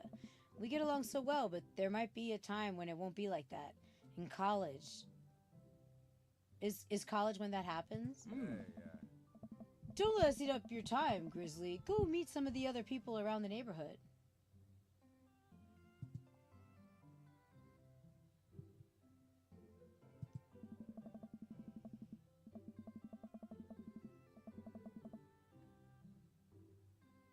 I walk over to Robert and Brian, who are chatting over drinks, determined not to be weird about what happened that night. I hope Robert feels the same.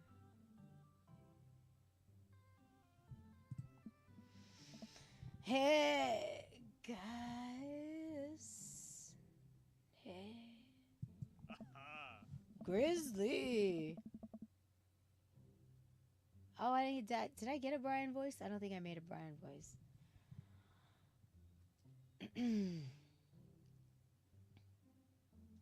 Oh man, I'm gonna have to remember all these too. I'm gonna try to do it by their sounds. How the heck are ya? Settling into the neighborhood all right? Oh, you betcha. Got the living room in order, at least. That's great to hear. I've been doing some living room work as well. Finally got the 50-inch in there. The game looks great in high def. Oh boy. Grizzly, have you met Robert yet? Yes, I believe we met.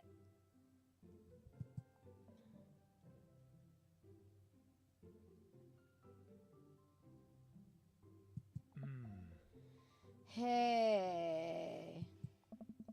Robert takes a long sip of whiskey.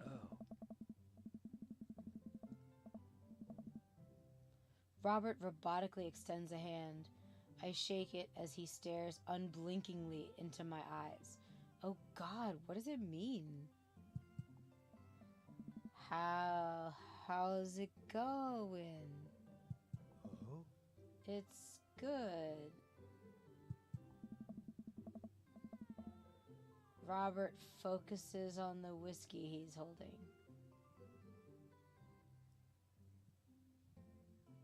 He takes a long sip. Great! Look at my friends becoming friends. Us dads gotta stick together, you know? Us dads? Robert has a kid? Oh, I didn't know you had kids. He probably just... Robert continues to stare at me. Jesus, does this guy ever blink? How'd they get you in this game? Yep.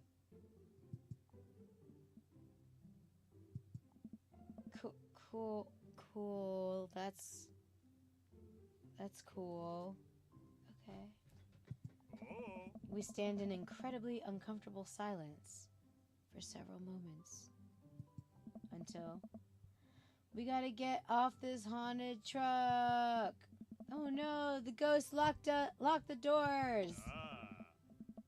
Daisy and Amanda run up to us. Thank God. Yeah.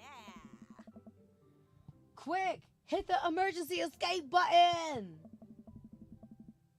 But trucks don't have emergency escape buttons. Then hit the brake, I guess. And then we'll get out of the truck. The imaginary truck. Anyway, we're safe from the ghosts, but how will we ever survive this Arctic tundra? Daisy, you might have to eat me. Are you prepared to do that? I'm prepared to do anything to survive. That's cold-blooded. I like that. Although, I'm not sure I have the materials required to properly cook you. Wait a second. Are you guys playing Long Haul Ice Road Paranormal Ghost Truckers? Yeah! Amanda and I love that show. It's the best, especially the episode where Callum hides Flint's keys and Flint retaliates by breaking an ancient cursed urn and sending the spirit after him. Yeah, it's such quality reality television! Alright, Daisy, I found us a couple of bugs. They're gonna make a great meal. Lots of protein. Gonna keep us from starving out here in this harsh, icy wasteland. But there's a whole table of food right over the... Daisy, it's a game. We're playing pretend. It's what kids do. Live a little. Amanda gives Daisy a handful of gummy worms from the snack table. They eat them with mock disgust.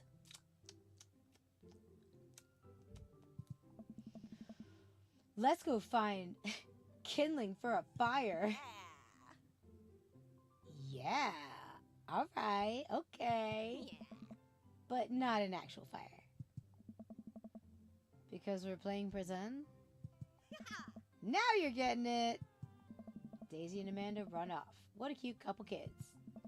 I turn my attention back to the conversation, but wait, where did Robert go? I skim the party and finally find him in a corner talking to Mary. Does he not want to talk?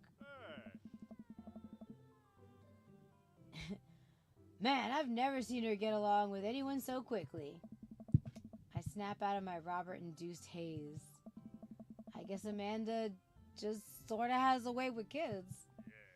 That's kind of amazing. Daisy doesn't really get along with kids her age. it's nice that he's not trying to one-up me this time. Maybe we can have a regular friendship after all. Really? She just kind of keeps to herself. Her teacher says she spends every recess in the library. I think the other kids are intimidated by her intelligence. There it is. I wouldn't worry about it too much. Amanda was shy at Daisy's age too. She used to have a habit of crawling under tables and crying every time we took her to a restaurant. She's bit people too. Oh, kids, right? Gotta love them. You're required by law. Well, since they're getting along so well, maybe we should try to put together a little play date for them. Yeah, that'd be nice. Well, I don't want to take up too much of your time. Go meet some of the other fellas.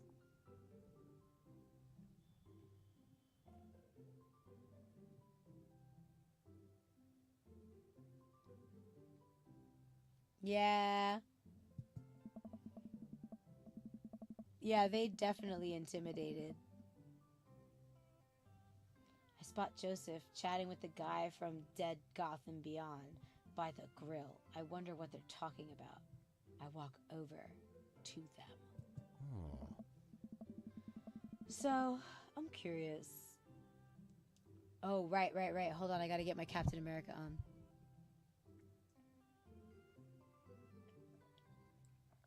I'm gonna need like so much hot tea. So, I'm curious. Can you walk me through why you had your house painted black? Where do I even start? The house stays warmer in the winter. It provides an artistic contrast to the rest of the neighborhood, and it complements the crimson interior perfectly. Oh. It's definitely an interesting choice. Thank you.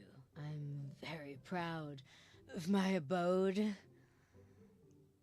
Oh. Grizzly, I was just having a conversation with Damien here about his aesthetic design decisions. Damien regards me up and down with a warm but critical eye. How do you do? I don't believe we've had the pleasure. I think I saw you in Dead Gotham Beyond the other day. Damien's face turns bright red. I must apologize for my behavior on that day. You see, I take the goth lifestyle very seriously, and to be caught in a ruse by such a corporation as Dead Gotham Beyond was profoundly frustrating indeed.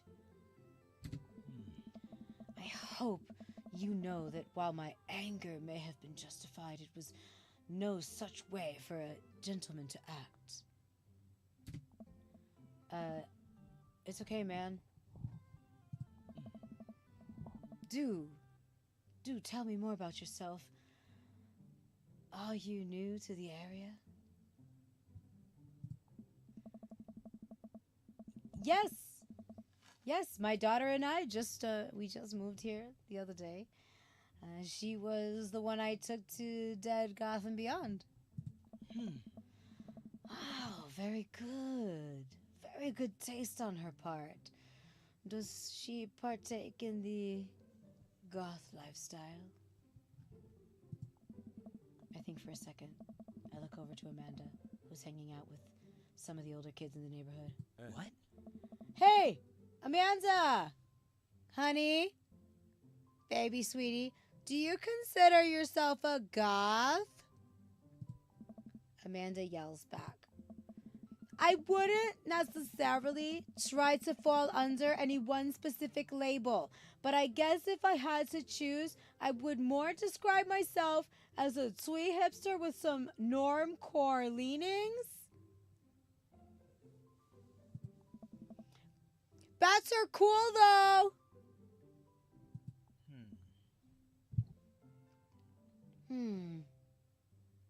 pity.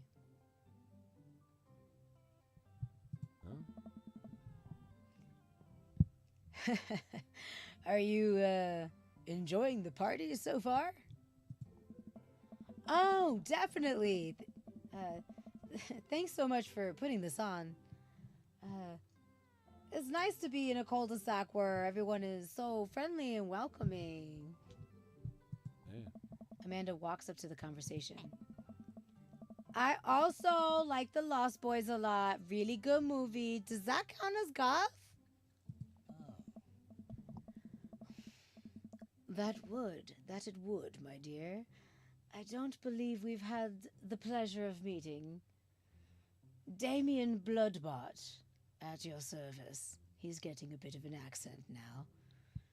It might stay, it might not. He might all of a sudden speak regular. Maybe he'll have an accent from nowhere. Hello. Hello, I'm Damien. Hello, I'm Damien of Waterdale.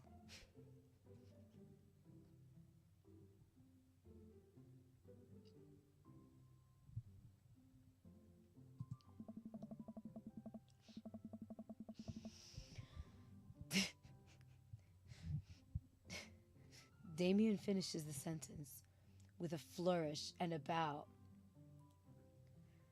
Okay, I wasn't far. I didn't flourish, though. I don't believe we've had the pleasure.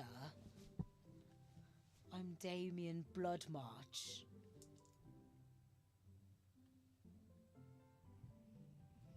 Producing a single rose and offering it to Amanda.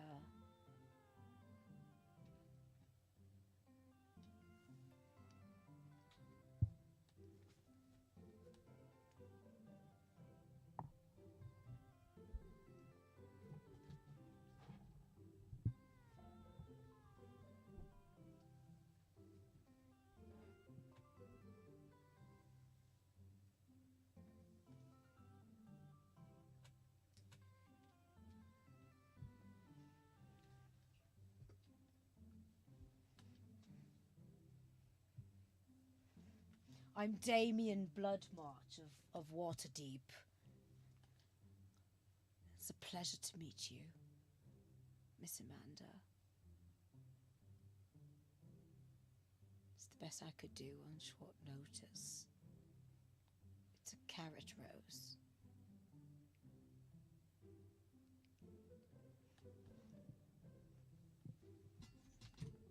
I have to put it back because I'm going to lose it. Oh. Amanda blushes and returns the gesture with a curtsy. Be still, my aching carrot. Boop boop.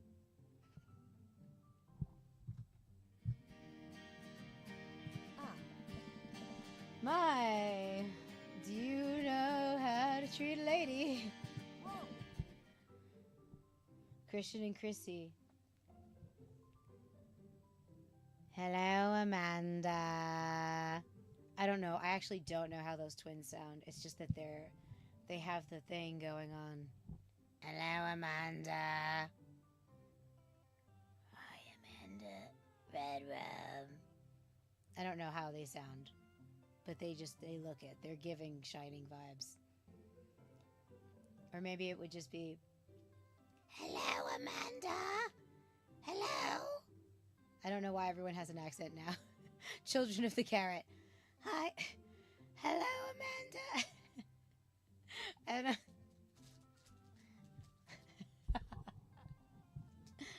they probably just sound like, normal, but they are giving a little bit of Shining. Seemingly out of nowhere, Joseph twin kids appear. Are they speaking in unison? Hello, Amanda. That's the one. Hey.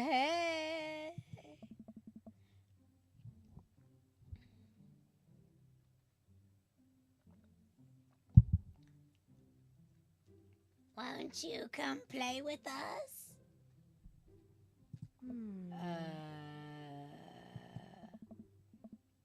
Come Come play with us forever. That's terrifying. That's absolutely terrifying. Come play with. I can't do like a higher voice. Come play with us. Come play with us forever. How's that one? Hi. Come play with us forever.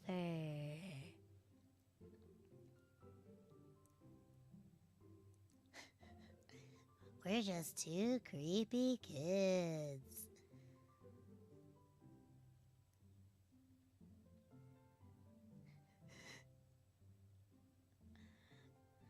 I'm Christian. And I'm Christy. Come play with us forever. Forever.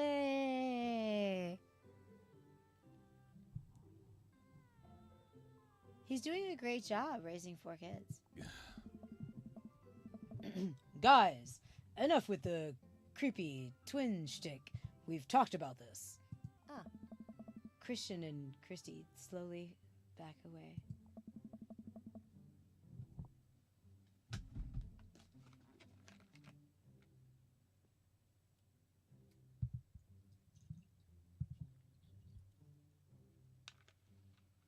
Organic lion. Oh yes. Yeah, like where do you think they got that from? Where do you think they even got it from?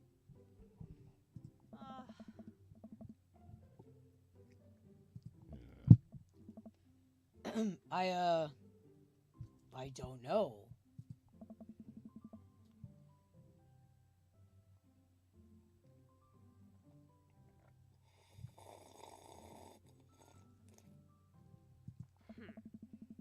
I think I might have taped over a VeggieTales VHS with The Shining.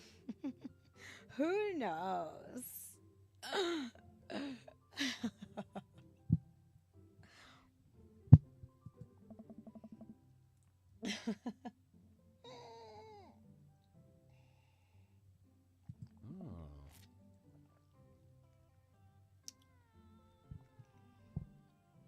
Where's Krish?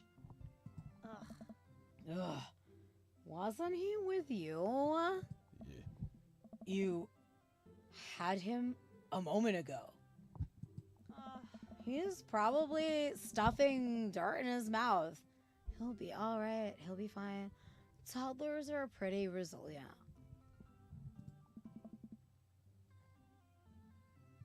This one's for you, baby. Ain't my first time to the rodeo. It's my 4th. So I have 4 kids. Ugh. I have squeezed 4 little... Sweetheart, would you do me a favor and please find Krish? That would be great. I'm sure he's fine. I'm sure he's fine. Mary!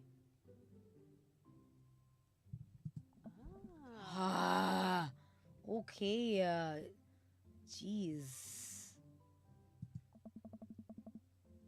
Mary finishes her wine and wanders off.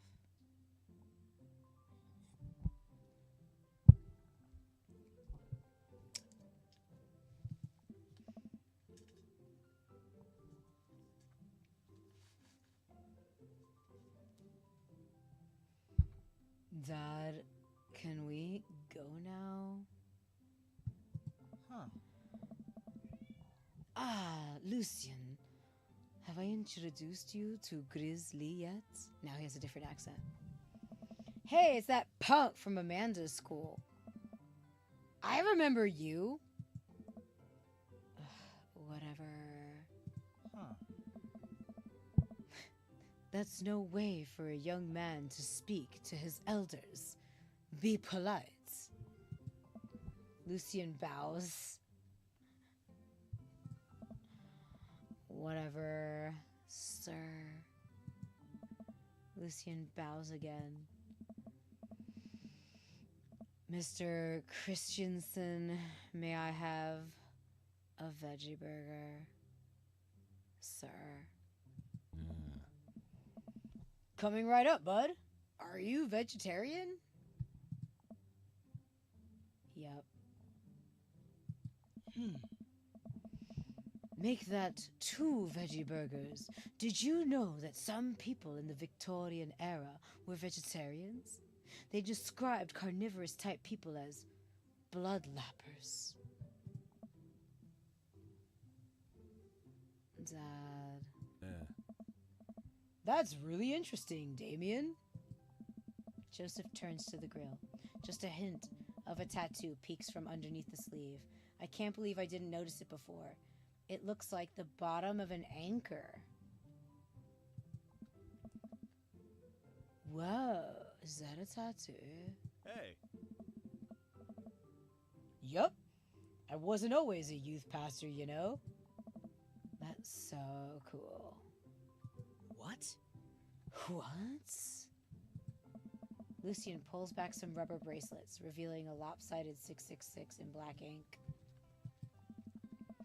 My buddy gave me a stick and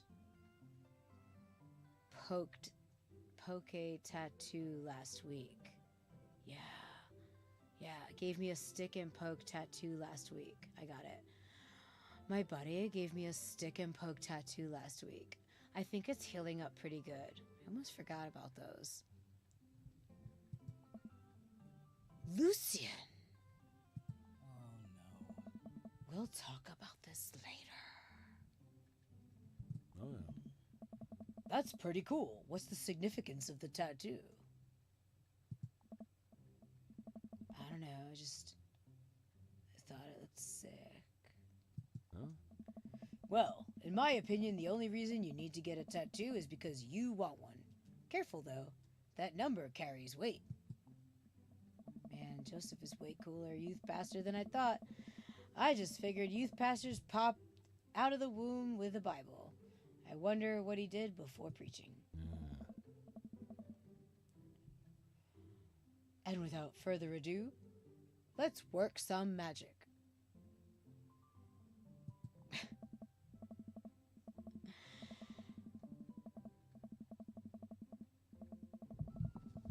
Joseph closes his eyes, takes a deep breath, and gets to work. With the greatest of ease, he sets patties on the grill, flourishing as he flips his spatula in the air. It's easily some of the best grill work I've ever seen. Oh. You guys think this is my first time in front of a grill? He's working faster now, effortlessly tossing cheese onto patties and perfectly grilling onions on the side. One after another, the dads take notice and crowd around Joseph to admire his masterful technique. You probably didn't know this, Grizzly, but Joseph's known around here for his grillmanship. No. He's ungrillevable. Bro. I've tried to get on his level, but I just can't catch up. Oh. Let us keep studying. He has a rare quality about him.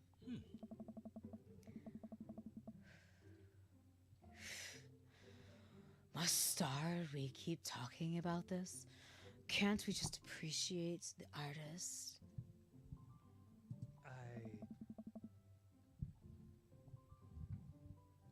I've never seen him make a mistake. Hey. Okay, we need to stop. This is getting too cheesy. Please stop! All of the children at the party boo the glorious display of puns in unison. Wink. Alright, guys. The food's ready. Please form an orderly barbecue.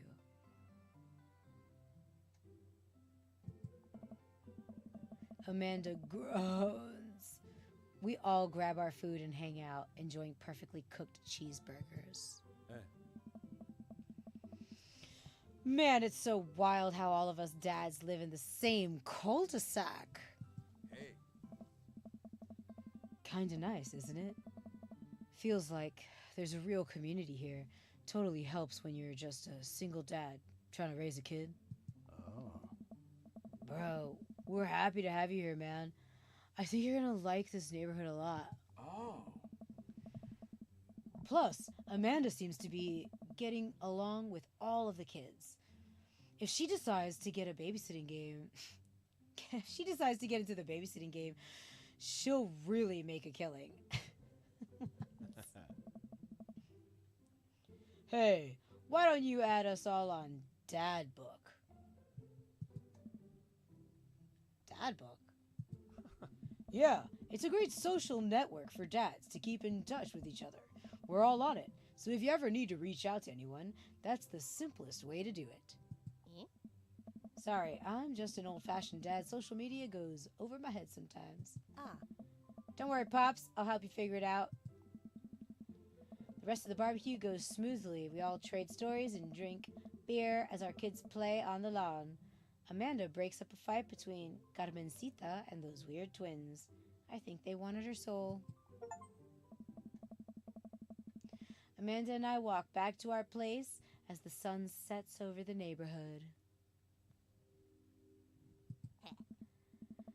Pretty fun party, don't you think?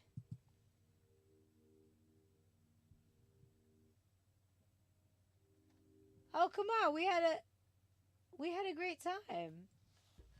Sort of. It was good.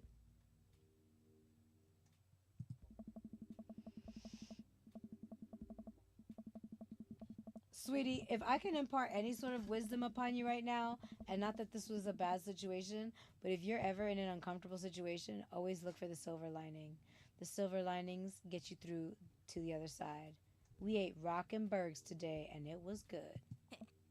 Amen. Well, hey, at least you met some other cool dads. You should hit them up on ZADDY. Maybe I will. If I ever figure out how social media works. I have a good feeling about this place. Me too, Dad. Oh. Amanda and I arrive home with the remnants of our veggie plate. Seems like nobody was really into the cauliflower. Any big plans for this evening? Actually, yeah, I'm going out with some friends. Oh. Is that okay? Of course. Just keep me posted and be home before midnight. You got it. And be careful. Yeah. I will. Make good choices. Oh. Of course. And call me if you need anything. Dad, you're not gonna do the thing where you wait silently for me to come home in the living room with all the lights off, are you? What? No, I've never done that, and I will never do that. Okay, do you have plans tonight? My plans were kind of to eat ice cream and watch TV with Amanda, but I'll find something to do. I'm gonna work on some stuff, you know, dad stuff. I'm just relaxing tonight. Have fun, okay? Great. See you later. I watch Amanda drive off into the night. I really do hope she has fun. I plop down in front of the TV and turn on some Wine and Dine Mastermind with celebrity chef Gavin Chapman. Looks like Gavin's making a roasted rack of lamb with rosemary mashed potatoes. I'd love to be able to cook like that. Although, I think if I was actually good at cooking, I'd use my powers for evil. Like, just making baked Alaskas all day instead of any food of real nutritional substance. Man, Gavin Chapman just caught that thing on fire, but he meant to do it. What a professional. I lose track of time as I blaze through several episodes of Wine and Dine Mastermind and also one episode of some cooking show called Meat Hell. I'm not even sure what that one was about. It was just a lot of yelling. I glance at my watch. Man, it's almost midnight. I should check in with Amanda. I send a text. Hey, kiddo. You good? I wander into the kitchen as I wait for a reply. Amanda's phone is almost always in her hand, so I'm sure she'll reply soon, unless she's driving home now, in which case I hope she doesn't respond soon because I definitely taught her better than to text and drive. I reach into the freezer and grab an ice cream sandwich. It's a little late for this, but I think I earned it after a long day of socializing. I check my watch again and then my phone. Nothing yet. Alright, see, now I'm worried. Do I call her? Do I call the cops? No, it's too soon. I'll just send her a gentle reminder text. What's up? Half an hour passes. Now I'm really worried. The episodes of Gavin Chapman's Meat Hell are only not assuaging my anxiety, but possibly exacerbating it with all the yelling. So I keep pacing around the house, waiting for her to come back. Why didn't I find out where she was going, who she was even with? Why don't I know any of her friends' phone numbers? Why don't I even know any of her friends' full names? Who is Emma P? I decide to send her another text. Amanda, please text me and let me know you're okay. I can't help but think of all the awful things that could have happened to her.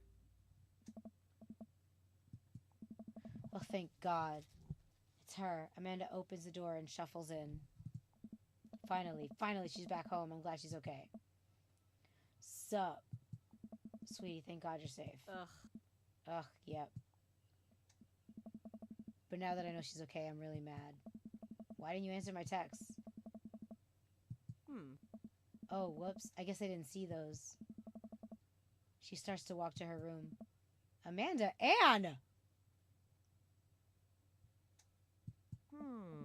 Whoa! We're pulling out the middle name now?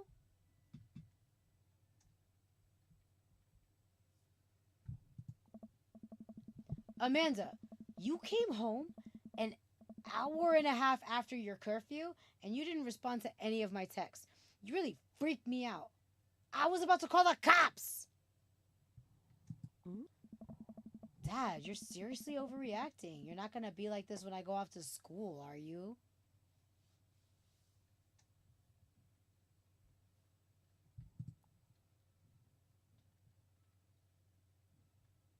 I have a right to be concerned. You're my only daughter. Well, I can't give you a play-by-play of everything I do all the time. I'm 18. You shouldn't even be giving me a curfew in the first place. I sit down on the couch and put my head in my hands. I feel very tired all of a sudden. You really scared me. Just please don't do that again.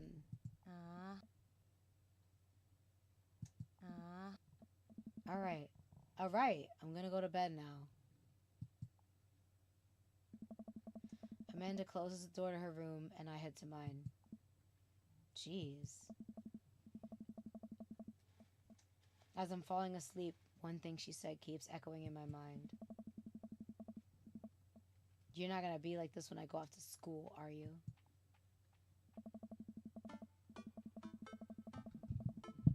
Dang! Okay, I'm gonna pause it right here. Because I do voices, and it's been a while, so my voice is getting a little tired, so I'm gonna pause here.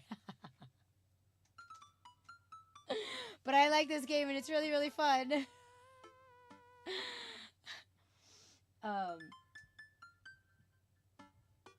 Okay, let me see what I can do.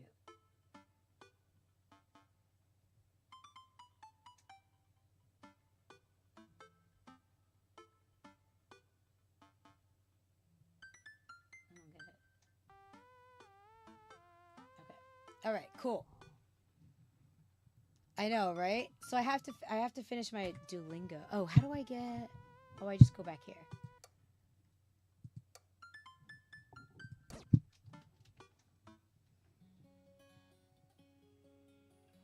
Yeah, that's really fun.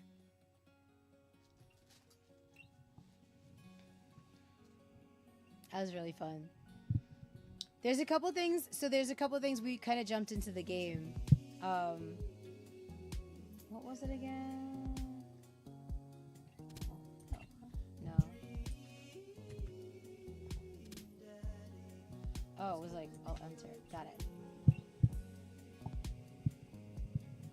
There's like mini games. That's really funny.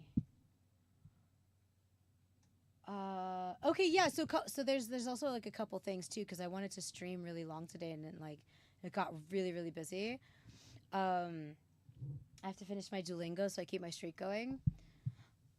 I wanted to add either like a community crowd, like a crowdsourcing thing, community goal, or a donation bar, so that like the sponsorship thing that we're doing, if we could raise a little bit of money or whatever that community goal is, I'm going to check out which one's better, but I need a little brain power for that. Then we will earn the 24-hour pajama party stream. I think it'll be really fun. And there will be like games and like group games or actual interactive, like the ones where you can like draw together and like all kinds of little fun things like that. Yeah, so I think that would be a good time. And then we'll make a goal for that for tomorrow. I don't remember what I have on my schedule tomorrow. I'd like to get online no later than 3, so I have some time.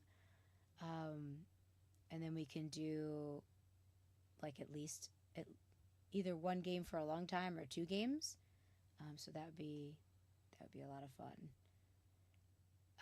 I might put up a poll so everybody like peep that to see what we want to play tomorrow, and I might allow it for like 2 picks. So that way, like, you pick your top 2 games you want to see me play tomorrow, and we'll do that. And that'll be, like, also to raise some money for that. I have a little goal to meet. Kind of like with the sponsorship thing. But I'm going to make it like a community goal. So let's see who's on. I need to grab some hot tea. I need to grab some hot tea. Oh.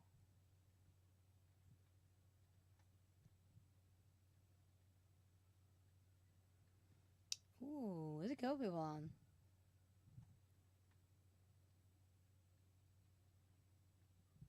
Oh man, I really wanted to play Claire too. Someone's playing Claire, but I think it's a part that I haven't gotten to yet, so I don't want spoilers. Okay, let's go and raid. We haven't said hi to Kim in a minute. They're playing Palia. I haven't played Palia. There's some drops enabled, so if anyone is playing that or has played that, you can get some drops.